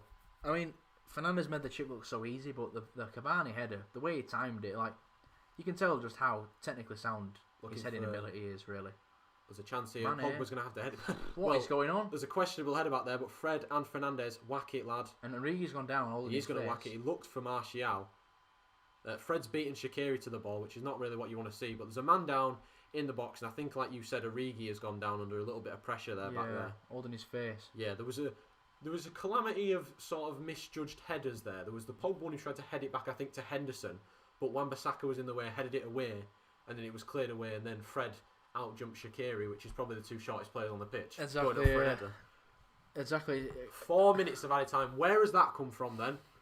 I told you, they want to make the game interesting. As many as Paul Pogba has been given man of the match by the BBC. What do you think of that? I don't think he's had a bad game. I don't think he's been man of the match. I think probably the man of the match is probably Marcus Rashford. What do you think? Well, you're winning, so it's got to go to Man United player. I think it's been a very mature performance from Paul Pogba. Alisson, oh my! I think it's been a very mature performance from Paul Pogba. As we said, he's you know what? Pogba's played really well today, and I've criticised Pogba a bit in the past when he plays for Man United compared to how he's played for France, but the way he's played these last few games, he's been phenomenal. And today he's won crucial tackles. He's started up attacking players for Man United. He's just been all over the pitch, really. Give his all. But I do agree. I think Rashford has been your best player. Well, we've got some more comments. Luke Shaw's in well on there on Mohamed Salah. To be fair, Alisson should be saving that with being on his side in my opinion. I think he just caught him out. What do you think? What's that? The free kick. Yeah, I don't know. It's one of them. It was hit so. I mean, like we said, he's not even that far out. He's hit it hard and low. I can't blame the keeper for that. It's just a great strike from Bruno Fernandes. I don't think any keeper in the world saves that, to be honest. I just think it caught him out, and Alisson's under a little bit of pressure again, and he's Andy Robertson now does well to get away from Pogba, and he's done very well, Andy Robertson. But where was the bloody energy? 5 goals in the league game. Looks like we have to take it to extra time. Bet it ends 0-0 in the league at Old Trafford. How did Cavani not score? I don't think how did Cavani even get? How did he even get the header with that much power on target? I think it was a very hard opportunity to score, but we're into the last possibly 2 minutes of added time if none's added on. Curtis Jones gets away from Pogba down the left hand side, but Pogba is adjudged to a foul in there, and he's going to his yellow card. Thought he was going to the back pocket there, but it's a yellow card for Paul Pogba, and it's a good chance for Liverpool now to get a ball in the box from a wide area.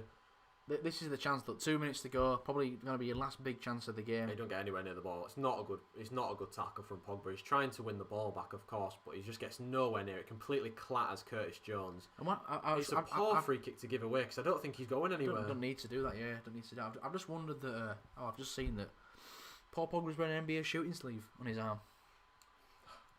Why is he wearing a sleeve on his arm? I don't know, mate. But Trent's over this free kick and he could have a shot.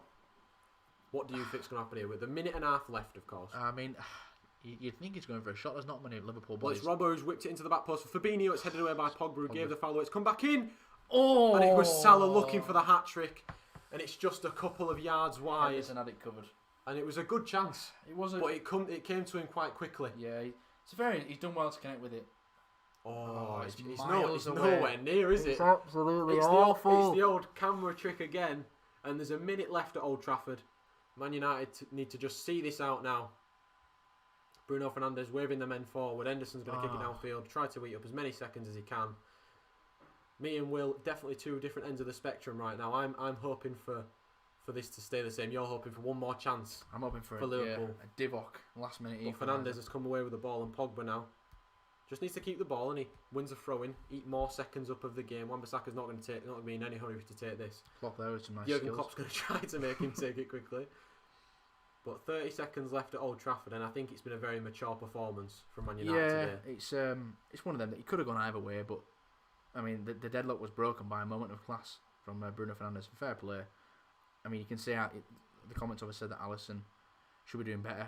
I mean, I don't think you can really blame Alisson. Went to the last 10 seconds though, Will, pretty much, and Liverpool is still in their penalty area. And Reece Williams has been caught in possession by Fernandes. He's done well to recover, but that's probably going to eat up more valuable seconds. I think that's the end of the game right there. Martial. Still with Reece Williams trying to win the ball back, and That's it. Full time. Game over. And I think it's probably, I would say, the right result. But what do you think?